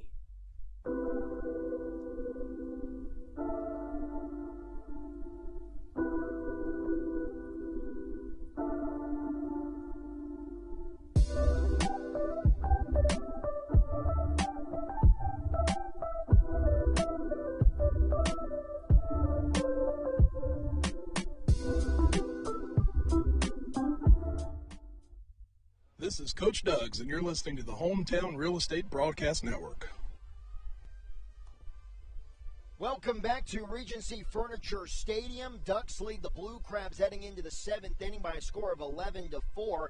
And now on the play-by-play duties, I'm going to hand it off to who is ready to finish out the game on the play-by-play duties for us, Andrew Bandstra. Carlos Diaz enters the game for Southern Maryland, a guy that certainly at one point was one of the top options for Stan Clyburn out of the bullpen. I mean, you look at the month of June, 7 appearances and a 3 ERA, but has struggled. I beg your pardon, that was in July, but has struggled since the beginning of August. A 10.5 ERA in the month of August, and finds himself here in September with a 27 ERA. Last appearance on September 6th, 2/3 of an inning, 4 earned runs for the southpaw. A 7.99 ERA on the year for Diaz, 29 strikeouts in 23 and 2/3 innings. He faces Chris Shaw, who sees a ball on the outer half, as we give you the line scores to this point. For all the pitchers that we've seen, Diaz misses with the 1-0. Colt Mahoney started this game, 4 innings, 6 hits, 4 walks, 9 runs all earned. Then Dylan Brammer gave 2 innings of really good baseball, despite allowing that L.J. Mazzilli 2-run shot. Soft line drive lands in front of Tucker Nathans in right field for a single. Coming off the bat of the left-handed hitting Chris Shaw to start off the final third of this game. Now Diaz onto the mound, but Joe Iorio for the Ducks has been really good to this point. A season-high 8 strikeouts in 6 innings pitched, 5 hits, 4 runs, only 3 earned, and 3 walks for the right-hander. As Hector Sanchez comes to the plate, a 2 RBI double back in the 3rd inning. Got him back on the board after having his 15-game hit streak snapped last night. Fastball from Diaz in there for a strike. Diaz needs a really good outing just to get himself going. His last appearance at York back on September 6th. 2/3 of an innings pitched, 4 runs, all of them earned, 3 walks and a strikeout. High fly over to Ruby Silva in shallow right field. He catches for out number 1. Ramon Flores now comes to the plate. And I know it's still an 11-4 ball game, and it's looking like the Ducks are right now easily going to win this game. But if you are in this bullpen right now for Southern Maryland, you have to have the shutout the rest of the way kind of mindset because, again, you never know with this offense. You're just never out of a ball game. And with already being 11 runs, you just cannot afford to give up any more. Flores had that 3-run home run back in the 3rd inning. He and Sanchez went back-to-back with 5 combined RBIs. I say back-to-back meaning the double and then the home run. 1-1 as the count draws even. As for Carlos Diaz, he spent the first about decade of his career in the San Francisco Giants organization, reaching as high as Double-A. Left-on-left matchup. Fastball outside, it's a called strike, 1-2. He's spotting up really well this evening, working that outside edge, and against left-handed hitters, that's going to bode well for the fellow southpaw. You just I said on the broadcast a couple of nights ago, I believe, but the lefty-lefty matchup just has to be locked down for pitchers. Chopper to the right side, Josh McAdams field spins, throws to second. 1 out will be recorded. The second, however, will not be. It's a fielder's choice for McAdams. Now 2 down, and Diaz looks good in this 7th inning. You know who also looks good is Josh McAdams at first base. He's been there the entire series, and this is a guy who has been playing a lot of games at third base. He's played the most games this season in general for the Southern Maryland Blue Crabs, 94 games, and he just doesn't care where he plays. He can go over to first base, even though he is most times the starting third baseman, and he has done a fine job over there. After the fielder's choice, 2 down, I agree. McAdams has looked really good over that first base position. You know, you got to argue, though, with the arm, he's almost more valuable at third, right? But yeah, and by me saying he's been great at first base, I'm not saying to just totally take him out from playing the hot corner. No, I know it. I think that it shows his versatility as a fielder. You know, he grew up as a shortstop, did Josh McAdams, but he was moved from that shortstop position because his whole life he played on the same team as Dansby Swanson, did Josh McAdams. And then, you know, of course, Swanson was going to get the shortstop spot. McAdams ended up moving over to third. No balls, 2 strikes the count to Jesse Girardi. Diaz's pitch bounces off the glove of McAdams, who catches and steps on it for out number 3. That's how we get into the 7th inning stretch after Diaz's scoreless inning. We take things into the bottom half of the 7th on the Hometown Real Estate Broadcast Network.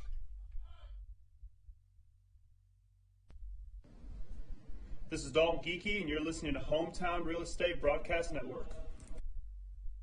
There's nothing quite like when the Blue Crabs retire the side. At Wealth Management Partners, they're on your side for your retirement planning needs. It's never too early to start planning your retirement. Talk to the experienced financial advisors of Wealth Management Partners located right here in Waldorf.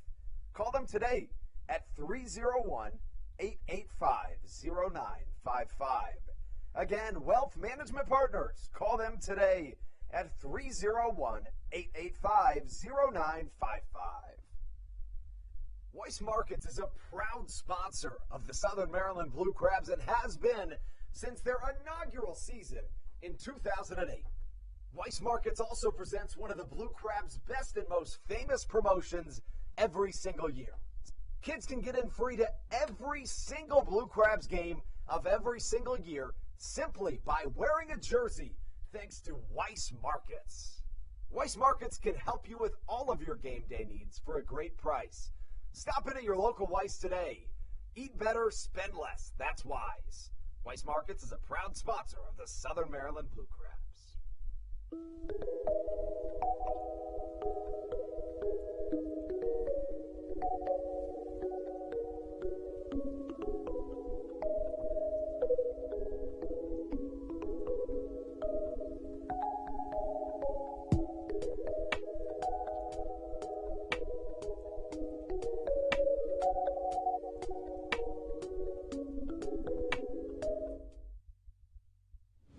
This is Matt Latos, and you're listening to the Hometown Real Estate Broadcast Network. The seventh inning stretch has come and gone. Ready for the bottom of the seventh. Coming up to the plate will be the top of the Southern Maryland order. Matt Hibert to lead things off. Ruby Silva to follow. Zach Collier in the hole. Hibert this evening, 0 for 3, but he reached his last time up. A run came home when L.J. Mazzilli made an error to keep things with no outs, and then bringing home the second Blue Crabs run of that fifth inning. The Blue Crabs put up 3 in the fifth. Certainly their best inning of offense in this ball game. New arm onto the mound for the Long Island Ducks. It's Matt Vogel. We saw Vogel a couple of days ago in the series opener. That was his first appearance as a member of the Long Island Ducks. Matt Vogel looked pretty good as well. He's got a hard fastball, really tight break on that curveball. A lot of fun to watch. Hibert sees an 0-1 count, a guy that, especially after you see that error, it just seems like he finds ways on somehow, some way every time he comes to the plate. It's why Stan Kleinberg continues to put him in the leadoff spot, even though he hasn't been able to get a lot of hits the past 2 weeks or even in the month of September. 1-1 in there for a called strike. As for Hibert, it runs in the genes. Two of his uncles played in the NFL, Terrence Porter with the Chicago Bears and Robert Porter with the Giants, and then his other uncle, Stephen Porter, was drafted by the Kansas City Royals. Of course, the NFL taking action right here in the state of Maryland this evening. The Washington football team hosting the New York Giants on Thursday Night Football tonight. 7-7 score in the second quarter as Hibert goes down on strikes. Out number 1 recorded for Matt Vogel. There's that high-velocity fastball there from Vogel, and he just simply said, try to catch up to it, and because guys with that high-velocity fastball, they're going to say that from time to time, and a guy in Hibert who we said at the beginning of the AB, we've been saying it all night, he's just been struggling to make some contact, and if you throw strikes to him, he's going down back to the dugout. Fastball called on the outer edge to Ruby Silva. Your SOMDWX News look around the league this evening. Of course, the 11-4 score here. A doubleheader in York this evening. In Game 1, the Barnstormers snapped their 11-game losing streak, winning by a score of 7-4. They're leading in Game 2 as well. 4-1 the score in that one. A rain delay in Charleston, West Virginia. And now the Rockers in the power just getting underway in the first inning as Silva is called out on strikes. Back-to-back strikeouts for Matt Vogel to start off this second inning. The only other game in action this evening in Gastonia, North Carolina, top of the ninth, the Lexington Legends on top of the Honey Hunters. 2-1 the score. And that brings up Zach Collier here with 2 away and nobody on. Collier has been a beaming light for the Southern Maryland offense that is just 5 for 24 at the plate tonight. Collier, one of the 2 Blue Crabs extra base hits, 2 of the 5 hits as a whole, and 2 of the 4 RBIs. He's been a guy that has been scorching hot up there at the plate, and it's just one of those sequences where the ball just looks like a beach ball coming in. It does, and it's a shame that he's, at least for right now, those 2 hits haven't been very effective. They've been effective for the offense, but with the Blue Crabs being down quite a bit of runs, you're just not going to think about it as much when you take a look at the box score. 2 for 3 tonight is Zach Collier. He's 14 for 21 at the plate in the homestand. A scorching hot bat for Zach Collier here in this series. He finds himself 5 for 7. Another curveball outside, a backwards K. Striking out this side is Matt Vogel in his half of the 7th, and that sends things to the 8th. See if we get a new arm on the mound when we return on the Hometown Real Estate Broadcast Network.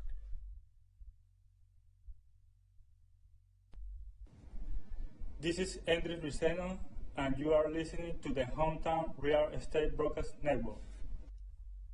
American Radiology is the clear choice for all of your medical imaging needs. With locations in Charles and Calvert counties, they offer a full range of imaging services. Some of their latest innovations included 3D mammography and wide-open MRIs for our claustrophobic patients. For your convenience, they even offer extended weekday hours and Saturdays. For more information or to schedule an appointment, visit their website at AmericanRadiology.com.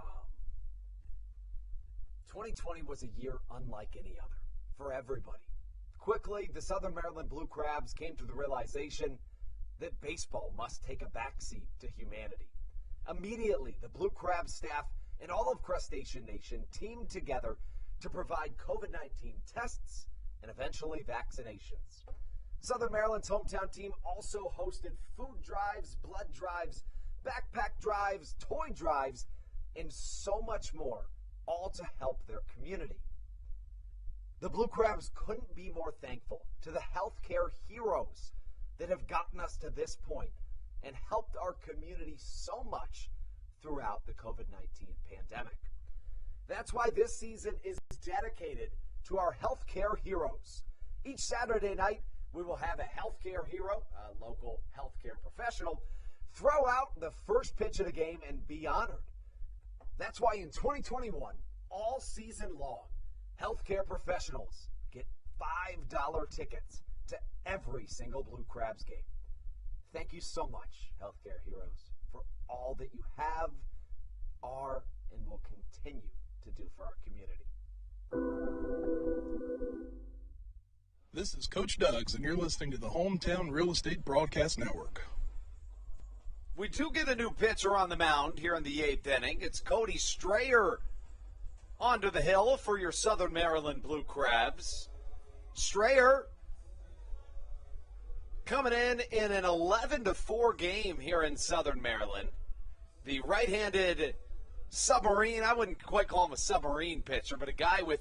It's pretty close. Yeah, he's as close as you're going to see on this Blue Crabs roster. A 7.23 ERA is slightly misleading as to how his season as its whole has gone. Strayer was acquired by Southern Maryland in mid-July and really performed well through August 26th. I mean, if you look at his time in Southern Maryland, through that date, he was a guy that was basically locked down in 9 appearances, a 2.40 ERA, and of the 4 earned runs he allowed, 2 of them he left on base and another pitcher allowed in. But since he's found some struggles in the month of September, in 3 appearances, 6 earned runs, including 4 earned his last time, which was against these Long Island Ducks back on September the 7th.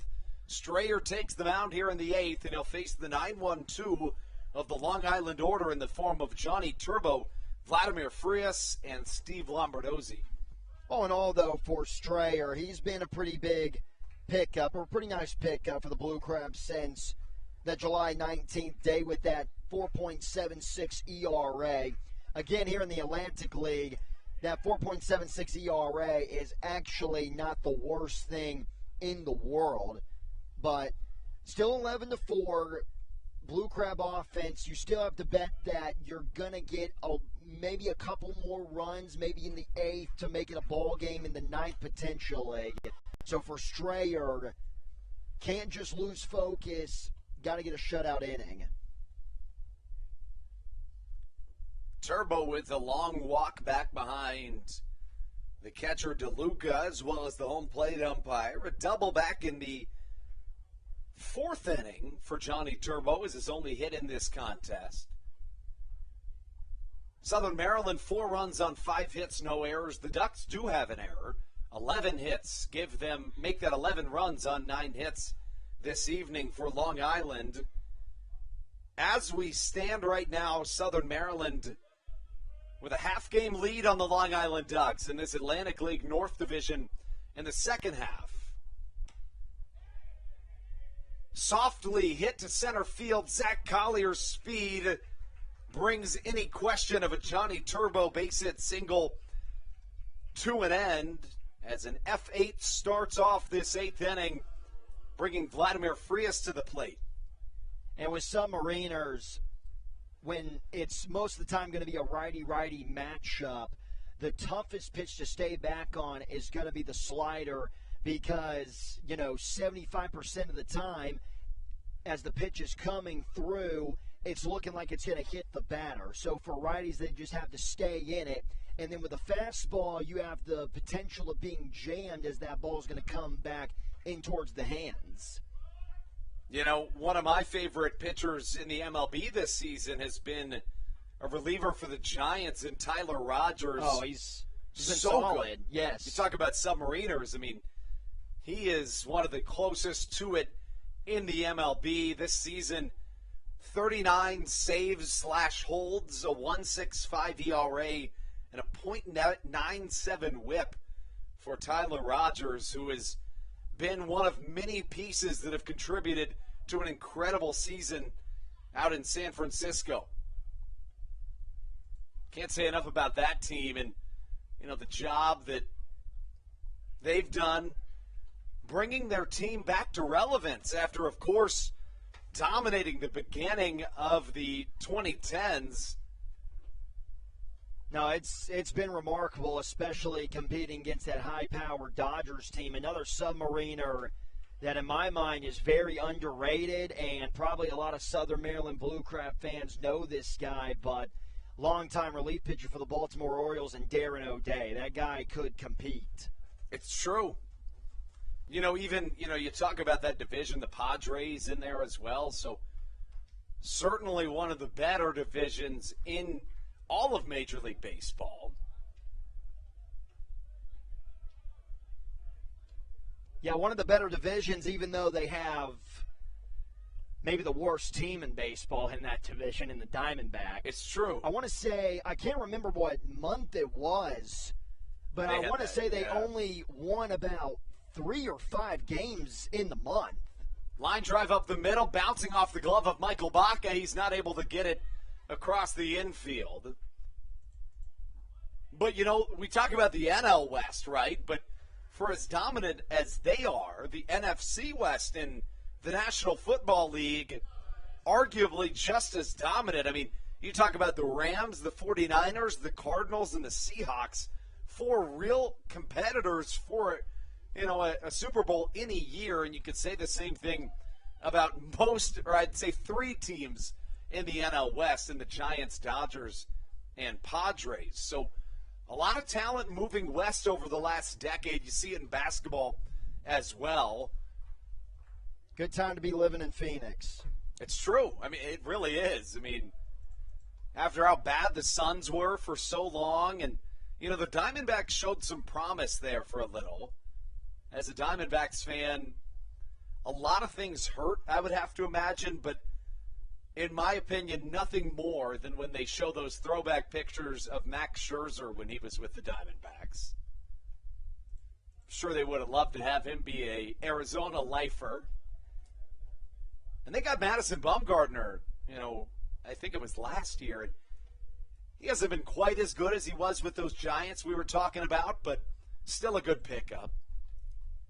Mad Bum, he's getting up there in age. He's not what he used to be, but he's shown that if you can put him in a postseason setting, that he is going to be unbelievable, because he was such a big part in those 3 championships that the Giants won, especially in 2014 when he was on another level. Fastball downstairs to Steve Lombardozzi. But again, he's just getting up there in age, and like you said, he's still a pretty good pitcher to have around in that clubhouse. Did go down as an error for Michael Baca, the first Blue Crabs error of this game. Yeah, no, I agree. I mean, Mad Bum is somebody that can provide a ton of experience and veteran leadership to that Arizona team that surely needs it as Steve Lombardozzi draws a walk. I am really shocked that we have gone the entire night with not even a raindrop. It's true. We were out there tarping the field today, and the radars were showing that it was going to downpour. I think around 3 or 4 o'clock, we were having the conversation of, this game might get postponed tonight, but we were fooled, or the radars were. Which is a great thing for us, of course. Yeah. Now, I think we'll be tarping right after this game. It's supposed to rain all night, but... Well, that is music to my ears. I'm sure it is. Tarping is, I always say that during these long seasons where you don't really get a lot of time to hit the gym and stuff like that, as a really nice piece of hitting is sent to left center field, but Zach Collier's there to catch it. It's out number 2, but I always say in a long season where you work a lot of hours every day, sometimes pulling a tarp can give you somewhat of a little bit of exercise in a day. So let me get this straight. When people are asking you, hey, Andrew, you got a workout plan or something, you just say, yeah, I tarp pull during the week. No, that's not, but... Well, you should, because that would be awesome. It's true. When you work 14-hour days, it's impossible. It is. You're going to have to pull off a Rocky or a Creed moment and just get up, at 6 a.m. and start doing the long-distance running. It's true. It's very true. Way high and tight, hitting off the hand of Davidson Romero. Home plate umpire is going to give him first. I think Romero thought at first that was just going to be called a foul ball. That is one of the worst spots you can be hit, obviously, by a hitter. Just not a lot of protection there on the hand, and a very, very valuable spot to be hit in any sport, especially in the game of baseball.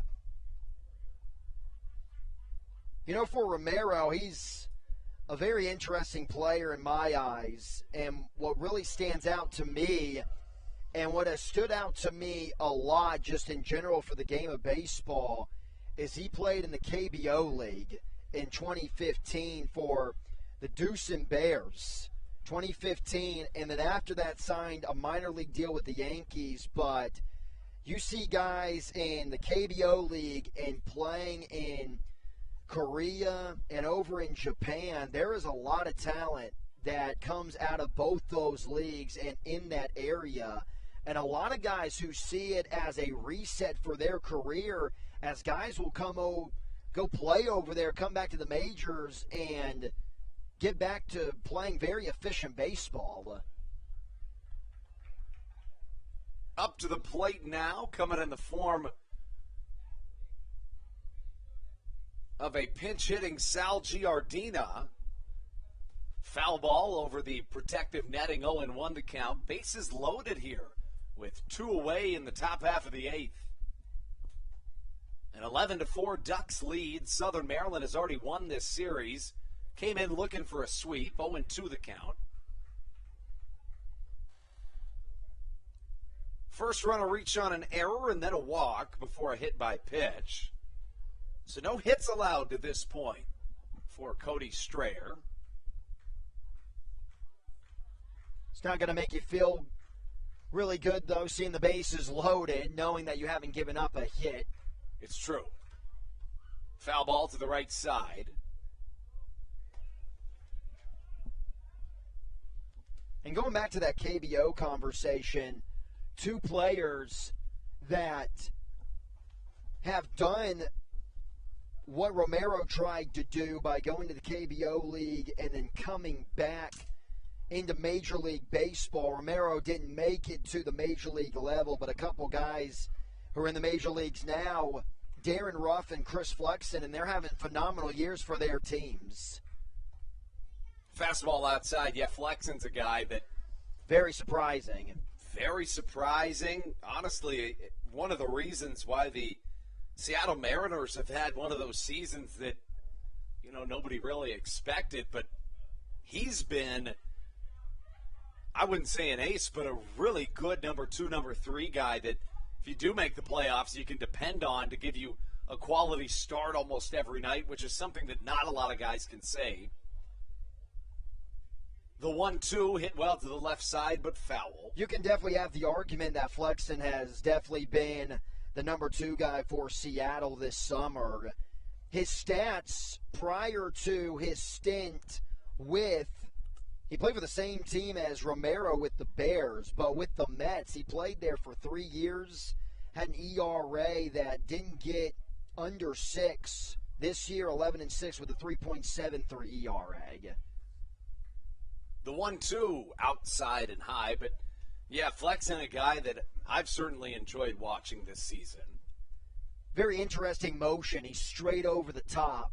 I wonder if he learned that arm release over in Korea. Yeah, it's a really good question. Almost Matt Latos-esque, just straight over the top. Yeah. 2-2. Fouled away from Giardina, who puts up a good fight to Cody Strayer.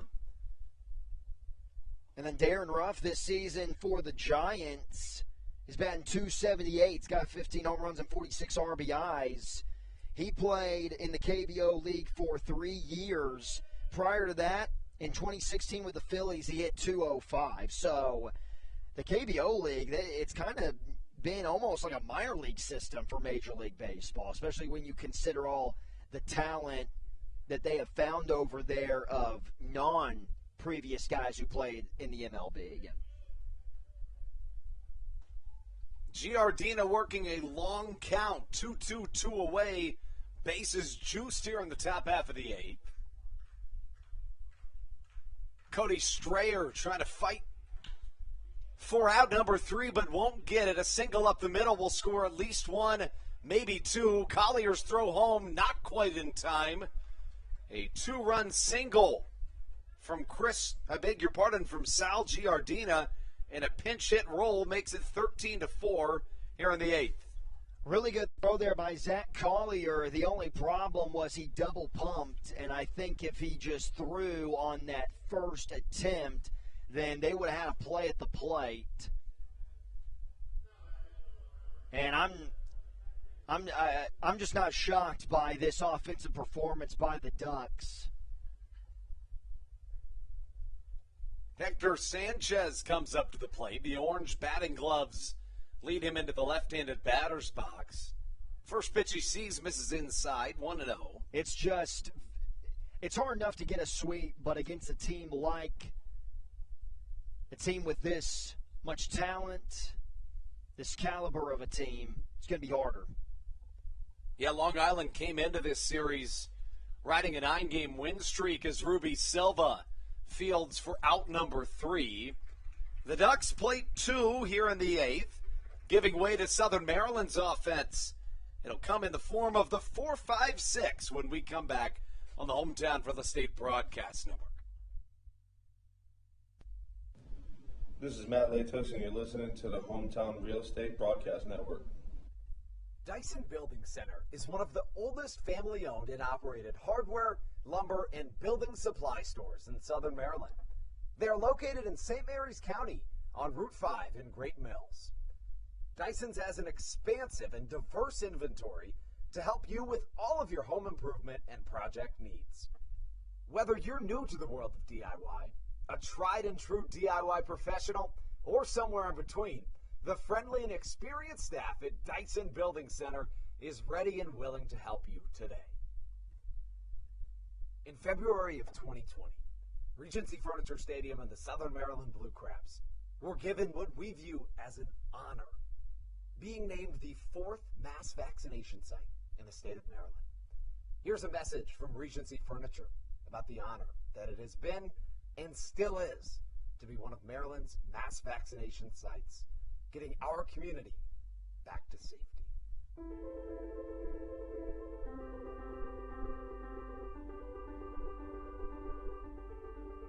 During these times of uncertainty, it helps to know there are things we can control to help ourselves and others. For me, it presents the hope that soon enough my friends and family will be together again.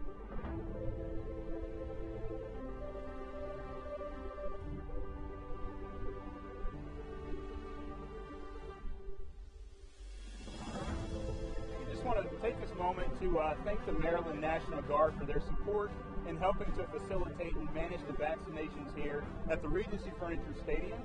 We just think it's so important for everyone to do their part, and we're just grateful for their support.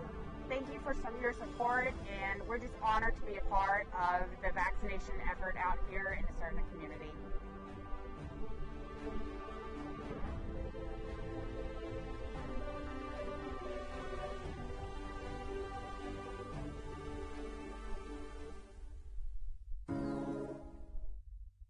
This is Jake Marshall, and you're listening to the Hometown Real Estate Broadcast Network.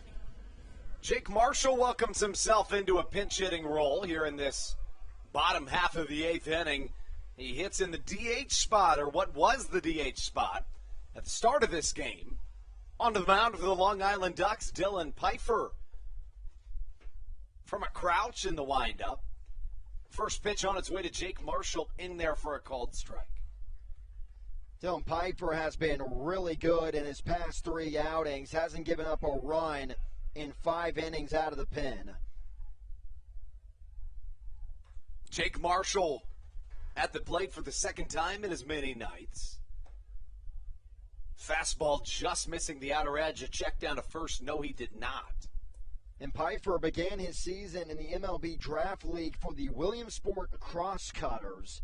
Had a 1-0 record with a 1.46 ERA. That is one of the best names I've ever heard. Yeah, it is. It is. 2-1 the count.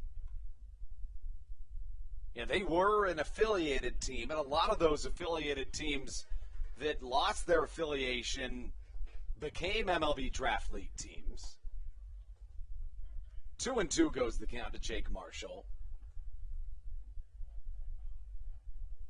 Jake came in to pinch hit last night. Really upset with himself. Had a chance to score multiple runners for the Blue Crabs. Ended up striking out. 2-2 swung on and missed. A strikeout for Dylan Pfeiffer. As for Southern Maryland's offense, 6 of their last 7 plate appearances have ended in strikeouts dating back to the 6th inning. The only non-strikeout in the last 7 plate appearances for Southern Maryland was a flyout from Michael Baca. So a really good pitching performance here from a Ducks team that struggle in the first and the fifth as Josh McAdams swings and misses at a first pitch strike. It's really only been that bottom of the fifth inning where we have seen the Blue Crabs offense come to life. I know they had the run in the first, but other than that, they've been shut down. A lot of swings and misses tonight. Yeah, you said it. That's been really one of the big areas of concern here for Southern Maryland tonight. But, you know, Joe Iorio, he was the starter tonight for the Long Island Ducks. You got to give him some props, especially the way that he has been pitching for the Ducks in the month of September. Foul ball. The Long Island Duck pitchers combined for 20 swings and misses this evening. It's insane. And again, real quick with Iorio, he had the 2 straight quality starts going into tonight's outing. 0-2 a curveball to McAdams. It misses upstairs. Looks like Ty Tracy will have the duties in the 9th inning for Southern Maryland. McAdams 0 for 1 tonight. He struck out. He also walked twice. The 1-2 upstairs, and now 2 balls and 2 strikes. McAdams, the power numbers have been really good in the month of September. 3 home runs, 12 RBIs. The average a little down, though, 256. 2 balls, 2 strikes. McAdams staying alive. He's seen a lot of pitches tonight, something he doesn't generally do all that much, so it's a really good sign.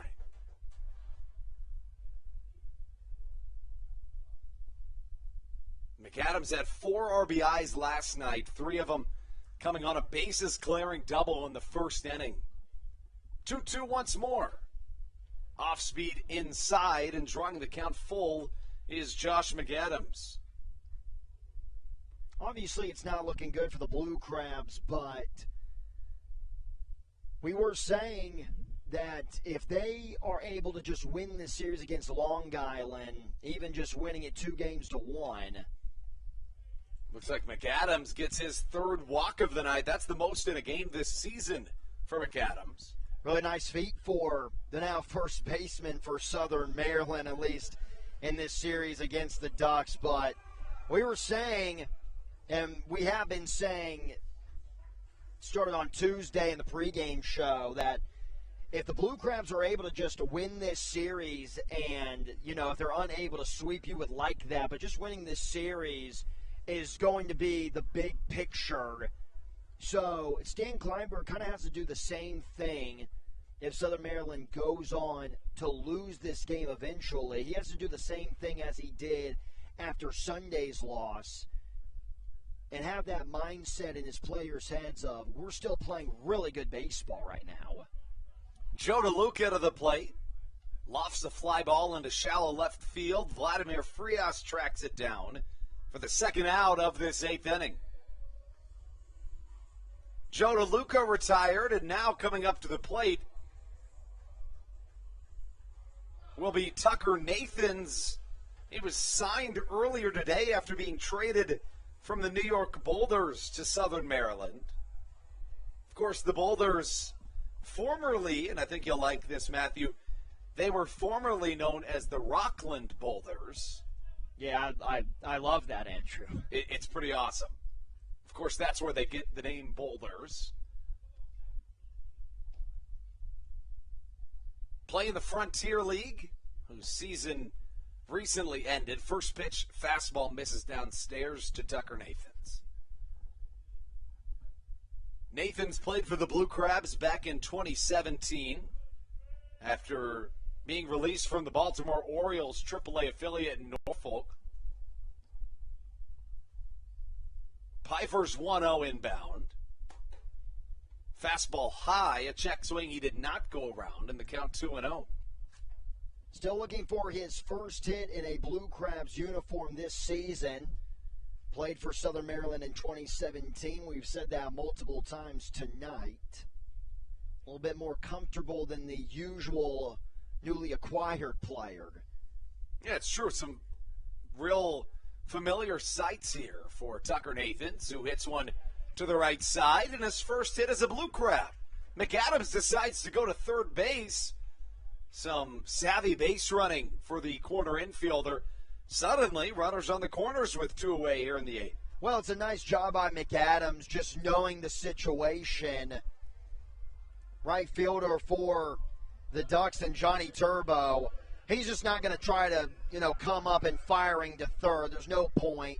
Just get it into the infield, throw it to the second baseman, shortstop covering the second base bag, and Frias and McAdams. That's a perfect time to be aggressive. Yeah, normally a base runner in that circumstance would just be like, I don't really need to take the next base. But, good on McAdams for still being aggressive in this situation as Jordan Howard comes to the plate. First pitch, a called strike off the outer edge. 0-1 the count.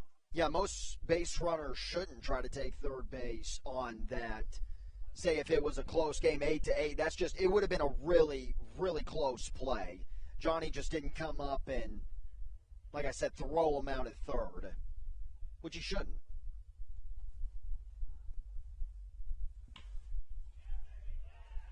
Ground ball through the right side. Jordan Howard puts the Jets on, going for second, and a stand-up RBI double brings home Josh McAdams. Southern Maryland with their 5th run of this ball game. Jordan Howard with his 2nd hit. Really good night for Jordan Howard. Picked up his first 2 hits of the series tonight. Maybe this will start to get him going again, as ever since he has seen the Ducks here at Regency Furniture Stadium, he has cooled off in a mighty way. So now Dylan Pfeiffer, who suddenly has allowed a run, faces Michael Baca. Baca 1 for 3 tonight, a run scored after he tripled home a run in the form of Jordan Howard back in that 5th inning. Southern Maryland plated 3 in the 5th. Their only other run coming all the way back in the 1st inning of action. Run in the 1st, scored by yet another RBI triple. It came off the bat of Zach Collier. Chopper to the right side. Good play from Steve Lombardozzi to record out number 3. Southern Maryland puts a dent into the Long Island lead. The score, however, still 13-5 as we take things into the 9th. Ty Tracy onto the mound when we return on the Hometown Real Estate Broadcast Network. This is Daryl Thompson, and you're listening to the Hometown Real Estate Broadcast Network. Chick-fil-A of Charles County has been a proud supporter of the Southern Maryland Blue Crabs since their inception in 2008. For years, they have sponsored the Southern Maryland Blue Crabs, America's prisoners of war and missing in action. In between the 2nd inning of each game, there is a moment of silence brought to you by Chick-fil-A. The Southern Maryland Blue Crabs appreciate and respect not only Chick-fil-A, but all of those that have served our great country. The seat that they sponsor was made possible by Chick-fil-A of Charles County. Thank you so much, and visit any of your Charles County Chick-fil-A locations today.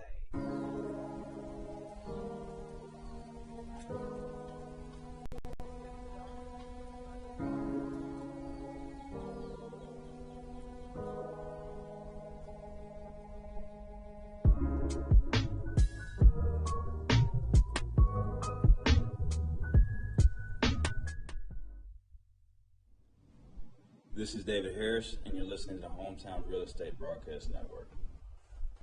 As we mentioned, Ty Tracy comes onto the mound here in the top half of the 9th. Tracy, no wins or losses on the season, 13 appearances, 14 2/3 innings, an 11.30 ERA. As Tracy takes the mound, a defensive substitution in this one, Bronson Butcher to catch for this 9th inning, as Lou Ford, who has 6 hits in this series, is heading over to third to be the third base coach. It's a good time for Ty Tracy to be in the ball game. The ERA above 10, obviously not a spot where he wants it to be, but coming into a 13-5 ball game, he doesn't have that pressure of having to keep it close, so he can kind of relax, settle down, and just focusing on throwing strikes. Tracy will face the 7, 8, 9 of the Long Island order. It'll be Ramon Flores, Jesse Berardi, and Johnny Turbo here in this 9th inning. Again, Butcher to do the job behind the dish. Flores comes up to the plate. This evening, Ramon 1 for 4, but that one was a big one. It was a 3-run home run back in the 3rd inning that gave the Ducks a 6-0 lead at the time. Showing off the opposite field way power, too. Going over the left center field wall. First pitch from Ty Tracy. Foul to the left side. 0-1, good job pounding the zone here early for the right-hander. Now, Ty Tracy does have to be cautious of that first pitch because since it is a 13-5 game, you would think that the Ducks hitters are going to be kind of aggressive early on in the count. Curveball misses in front of the plate. The count evens at a ball and a strike. So with that aggressiveness, maybe work in a little bit more off-speed early on in the ABs more than usual. Your SOMD WX News score update across the league. Line drive into left field for a base hit here from Ramon Flores. Gives him 2 hits on the night. As we mentioned, Lancaster won Game 1, snapping an 11-game losing streak, and the first of a doubleheader in York. Looks like they're on their way to winning Game 2 as well. 1 away in the 7th and final inning. 6-3 the score. Lancaster on top again. The Rockers on top of the West Virginia Power in the 3rd inning. That game had a long rain delay. The only 9-inning game that has concluded this evening. As a hot shot's hit to the left side, Hibert tracks it down on a Jesse Berardi pop out. But the only 9-inning final game this evening, Lexington, who's really been pretty good over these last 7 or 8 games, wins 3-1. They have been, and for the Barnstormers, a huge sweep over the York Revolution in that doubleheader. We've already addressed on the broadcast over these 2 weeks because we've seen 2 doubleheaders how hard it is to sweep. And for the Barnstormers, even though they went on that 11-game losing streak, they're still not out of the playoff hunt. Which is just so absurd, right? I mean, with how good the Blue Crabs have been, and same goes for the Ducks, but it just seems like, and it's a beautiful thing to watch, it seems like everybody just somehow finds a way to keep their foot in the ring here this evening in the Atlantic League, and it's really been impressive to watch. It just shows how well they were playing to begin the second half.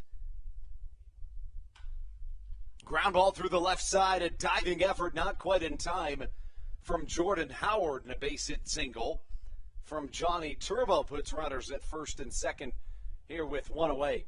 The 2 hits off of Tracy have just been not located in the best spots, about belt high. You saw the hard line drive by Flores, and now Johnny Turbo doing a really nice job of getting out front to that baseball. So Tracy just needs to start hitting the corners a little bit more, especially now with the top of the lineup coming up.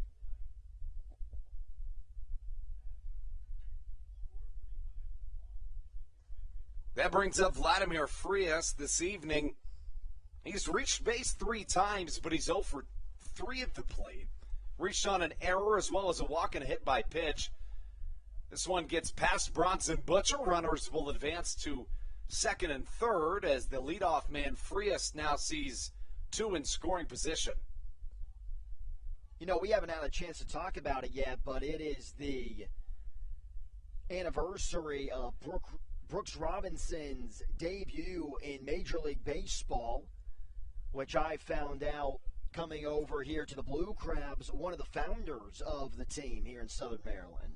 Yeah, it's true. His footprint is really embedded in the state of Maryland, and certainly with the Blue Crabs as well down here in Southern Maryland, a guy that was instrumental to getting baseball in Charles County, and, you know, certainly one of the best of all time, not just as a baseball player. I mean, he has more than 15 gold gloves in his career at third base, but also as a guy that is just a good dude on and off the field.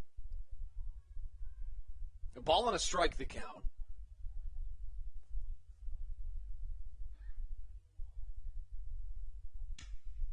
Broken bat, chopper to the right side, and it gets under the glove of Josh McAdams. The error by the first baseman will allow a pair to score. The second error of the game for the Blue Crabs makes it 15-5 Ducks here in the ninth inning. I've just been full of the broadcaster jinx tonight. I think I just need to just stop talking about any situation, because if you remember, if you were still with us in the top of the sixth inning when Grammer gave up that home run, right before that AB, I was saying, Grammer might be showing us that he can pitch pretty well in playoff, scenarios, and then we see the two-run home run, and then I've been praising Josh McAdams for his defense, and one rolls under through the 5-hole. The McAdams error allows two more to score as Steve Lombardozzi comes up to the plate. Lombo this evening, a hit, a sacrifice fly, 2 walks, and a strikeout. The 0-1. Lofted to the left side, converging on it, Jordan Howard, who makes an over-the-shoulder grab. Josh McAdams applies the tag. It's a 5-3 double play, unlike one that you've ever seen or will ever see again. And that's how we get into the bottom half of the ninth inning. 15-5, a commanding Long Island lead as we bring things into the bottom half of the ninth on the Hometown Real Estate Broadcast Network.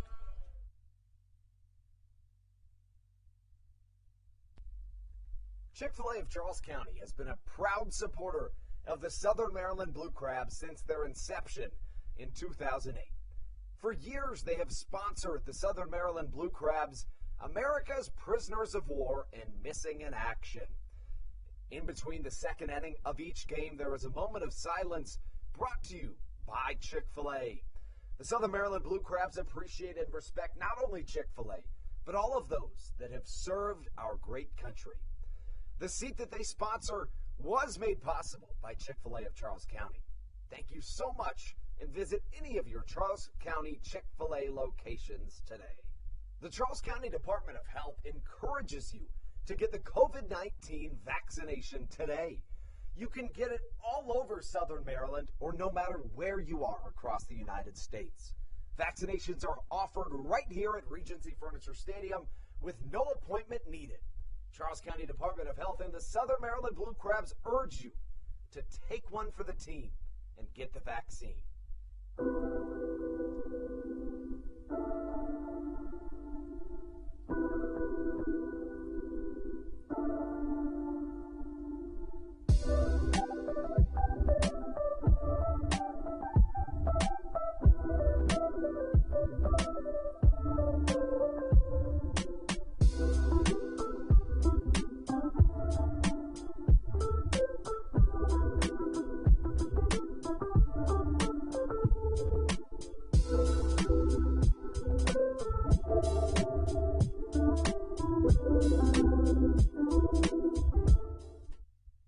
This is Coach Doug's, and you're listening to the Hometown Real Estate Broadcast Network.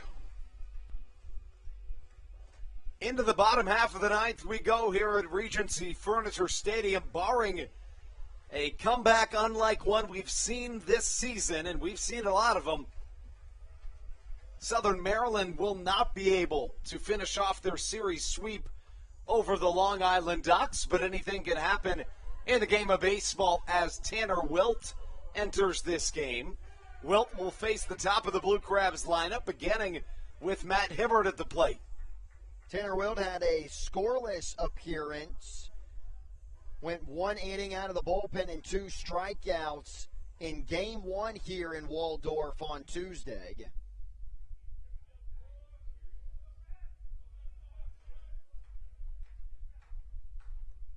Hibert's going to lead things off.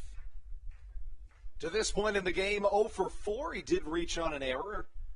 And a nasty curveball misses down low to start things off here in the bottom half of the ninth from Tanner Wilt. He showed us that the last time he pitched as well. It's certainly something he's going to go to early and often. Ball and no strikes. Fastball high and tight, misses Matt Hibert, and the count 2-0. Will reminds me a lot of Matt Vogel, who we saw earlier in this game, both with the high-velocity fastball and that late-breaking curveball.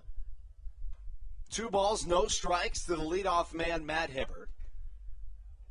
Fastball swung on, foul-tipped and into the glove of a new catcher into this game, who comes in the form of Juan De La Cruz.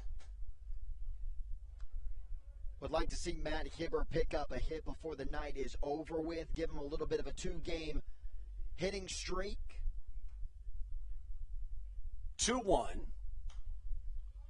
Straight up in the air, probably not playable for De La Cruz. It did stay in play, but he was unable to come down with it. A tough play for the backstop, and it gives Matt Hibert second life. Here the count 2-2.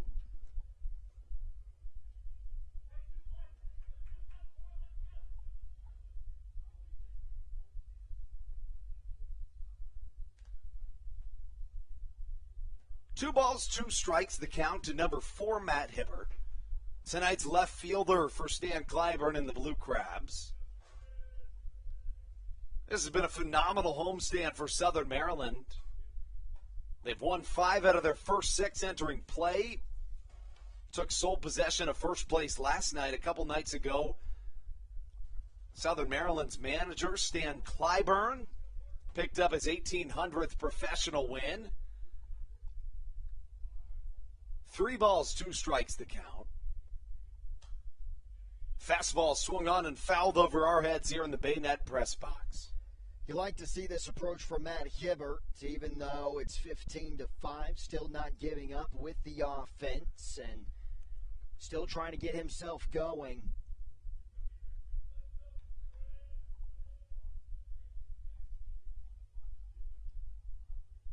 From the right side, Matt Hibert. The payoff pitch on the way from Tanner Wilt. It misses just a touch outside, and it's ball number 4 to get Hibert aboard. Hibert still, even though the bat has been failing him the past couple of weeks or in this month, his eyes are one of the best on the team because he's able to take pitches like that fastball there from Wilt, and even the pitch to get it to 3-2 was close. Ruby Silva comes up to the plate, his last chance to extend a 4-game hit streak. 4 for 9 in this series, a pair of multi-hit games. Silva did reach on a walk and later scored back in the first inning. Southern Maryland scored a run in the first, held a 1-0 lead heading into the third inning before the Ducks played at 7 in that frame, added another 2 in the fourth, in the 6th, in the 8th, and in the 9th as Silva hits one high in the night sky. Playable at second base for Steve Lombardozzi, who squeezes it for out number 1. Really rough night for Ruby Silva. Real quick, Andrew, the 3 strikeouts. And, yeah, Ruby Silva, this is maybe he's still batting .279 coming in tonight in September, but when we take a look at the months that he's had with the Blue Crabs, this has definitely been his worst one, but still, a .279 batting average, that's still very good. Yeah, if anybody else did that, we wouldn't bat an eye, but it's certainly it's surprising, to say the least, coming from Silva. One away brings up Zach Collier. Fastball misses outside, 1-0 the count. Silva batted .347 in July and .409 in August. So, obviously, the .279 batting average, yeah, that is way out of the ordinary. That .409 in August led all of the Atlantic League among qualifiers. I would hope so. Ball and a strike the count to Zach Collier. He struck out twice tonight. He's also picked up a pair of hits. An RBI triple back in the first that brought Silva home, and then an RBI single in the 5th inning. Collier with 2 of the Blue Crabs' 4 RBIs this evening. And I think it's a really good time to compare that Southern Maryland and West Virginia power trade involving Ruby Silva and Mike Williams. The trade July 13th, or that's when Ruby Silva joined the team. And I would definitely say the Blue Crabs have won that trade. Yeah, Miles Williams has a great bat and good speed, but, you know, there's not a lot of guys that can do what Ruby Silva does, right? So, yeah. Or, excuse me, Miles Williams. I said Mike Williams. But Williams, since July 13th, 262 average, 14 homers, 37 RBIs, compared to Silva, 365, 9 homers, 40 RBIs. Yeah, the home run numbers have been good for Williams. He, interestingly enough, he was traded to the Blue Crabs on that first day of a homestand and was facing the man that he was traded for in the form of Austin Glorious against the Gastonia Honey Hunters, and he hit a home run in his first pitch against his former team. That'll make any player feel, I mean, that'll be their best moment of the season for them. For most guys, it would be, as Collier takes one down low, but then his next time facing his former team, once he was traded to the Power, the next time he faced the Blue Crabs, first pitch, 2-run home run. So he takes things personal. Yeah, there's no question about that, but he's also a super good dude. I saw this video of him the other day. I think it was at Gastonia. Maybe, it was at High Point, I beg your pardon. And a kid was running the bases as part of a promotional game. As Ty Tracy comes up to the plate, sees a fastball, strike one.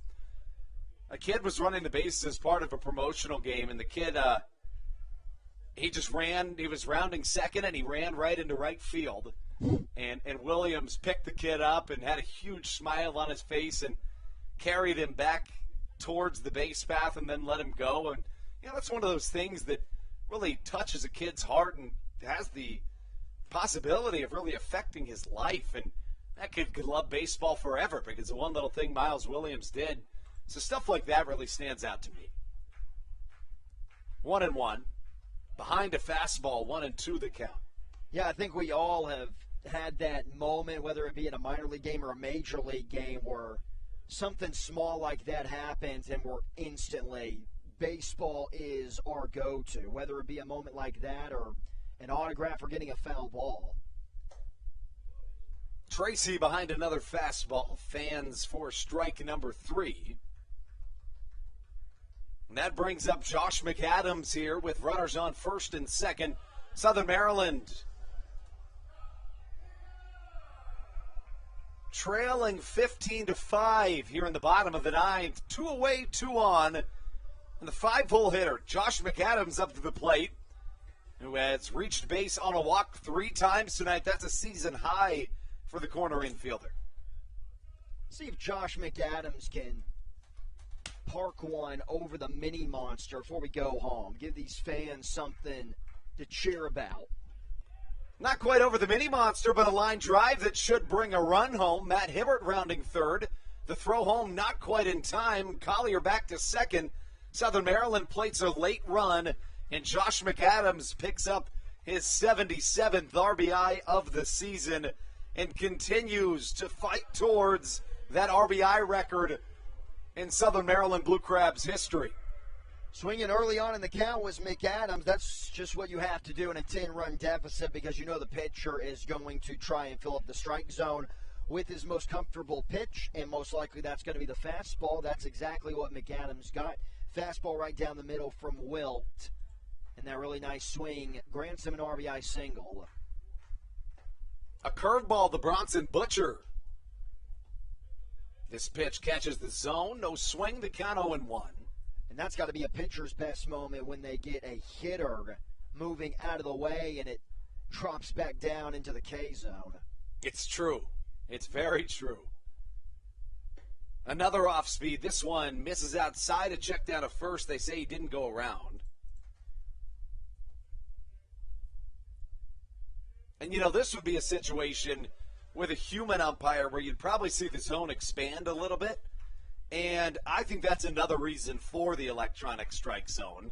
And I say that because, you know what, at the end of the day, it should be consistent throughout no matter the score. I mean, in a blowout game in basketball, the size of the hoop doesn't change, right? So Bronson Butcher falls behind 1 and 2. Yeah, usually the reason why umpires would be doing that, obviously, is, you know, if the game's moving along a little slower and it's looking like it's over with, but that's the beauty of baseball is there's no time limit, so you have to stay consistent.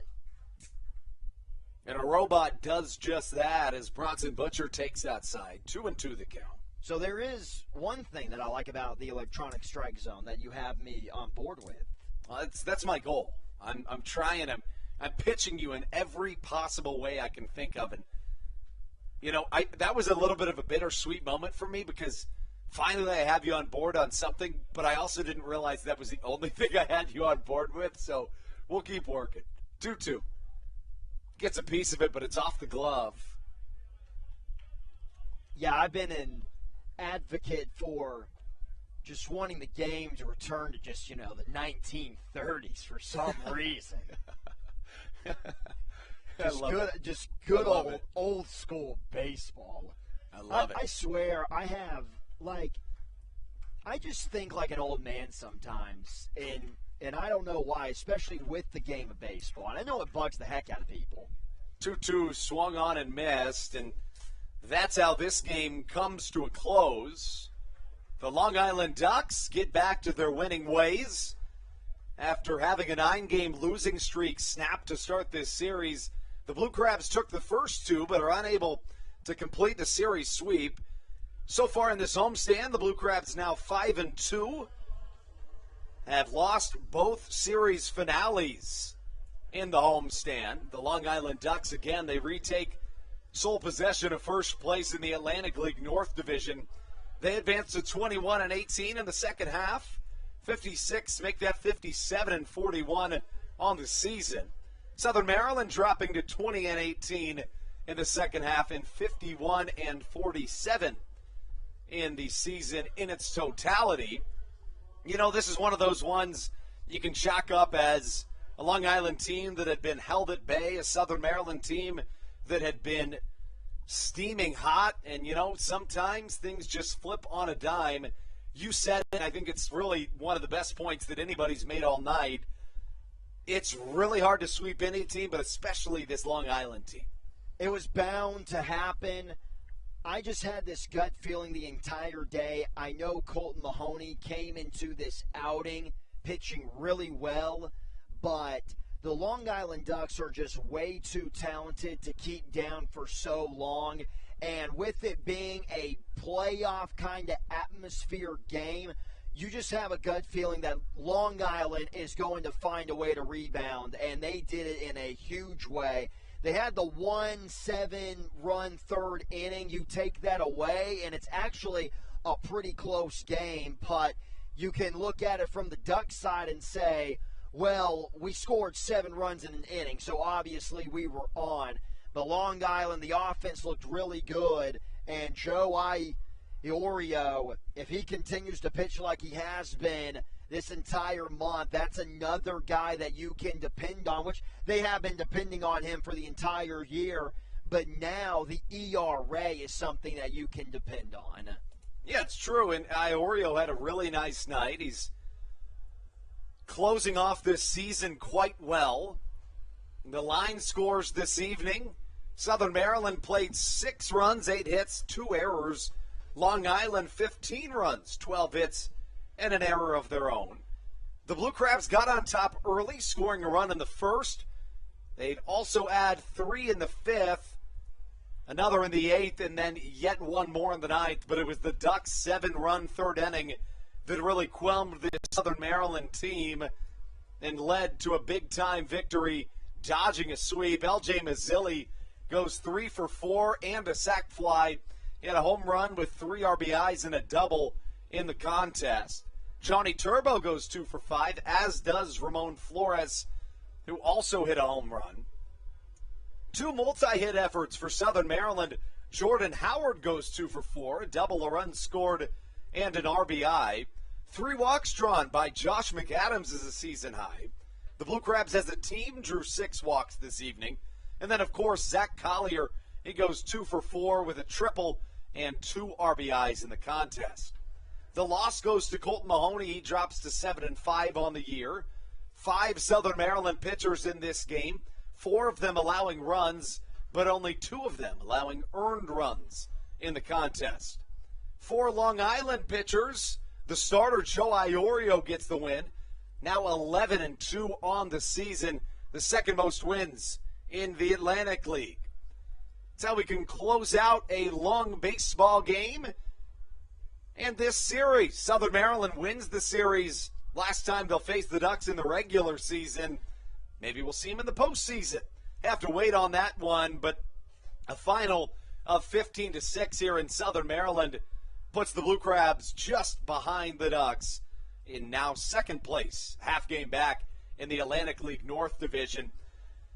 As always, we know there's a lot of places you could have been tonight. We very much appreciate you spending your Thursday evening with us here in the Bayonet Press Box on the Hometown Real Estate Broadcast Network.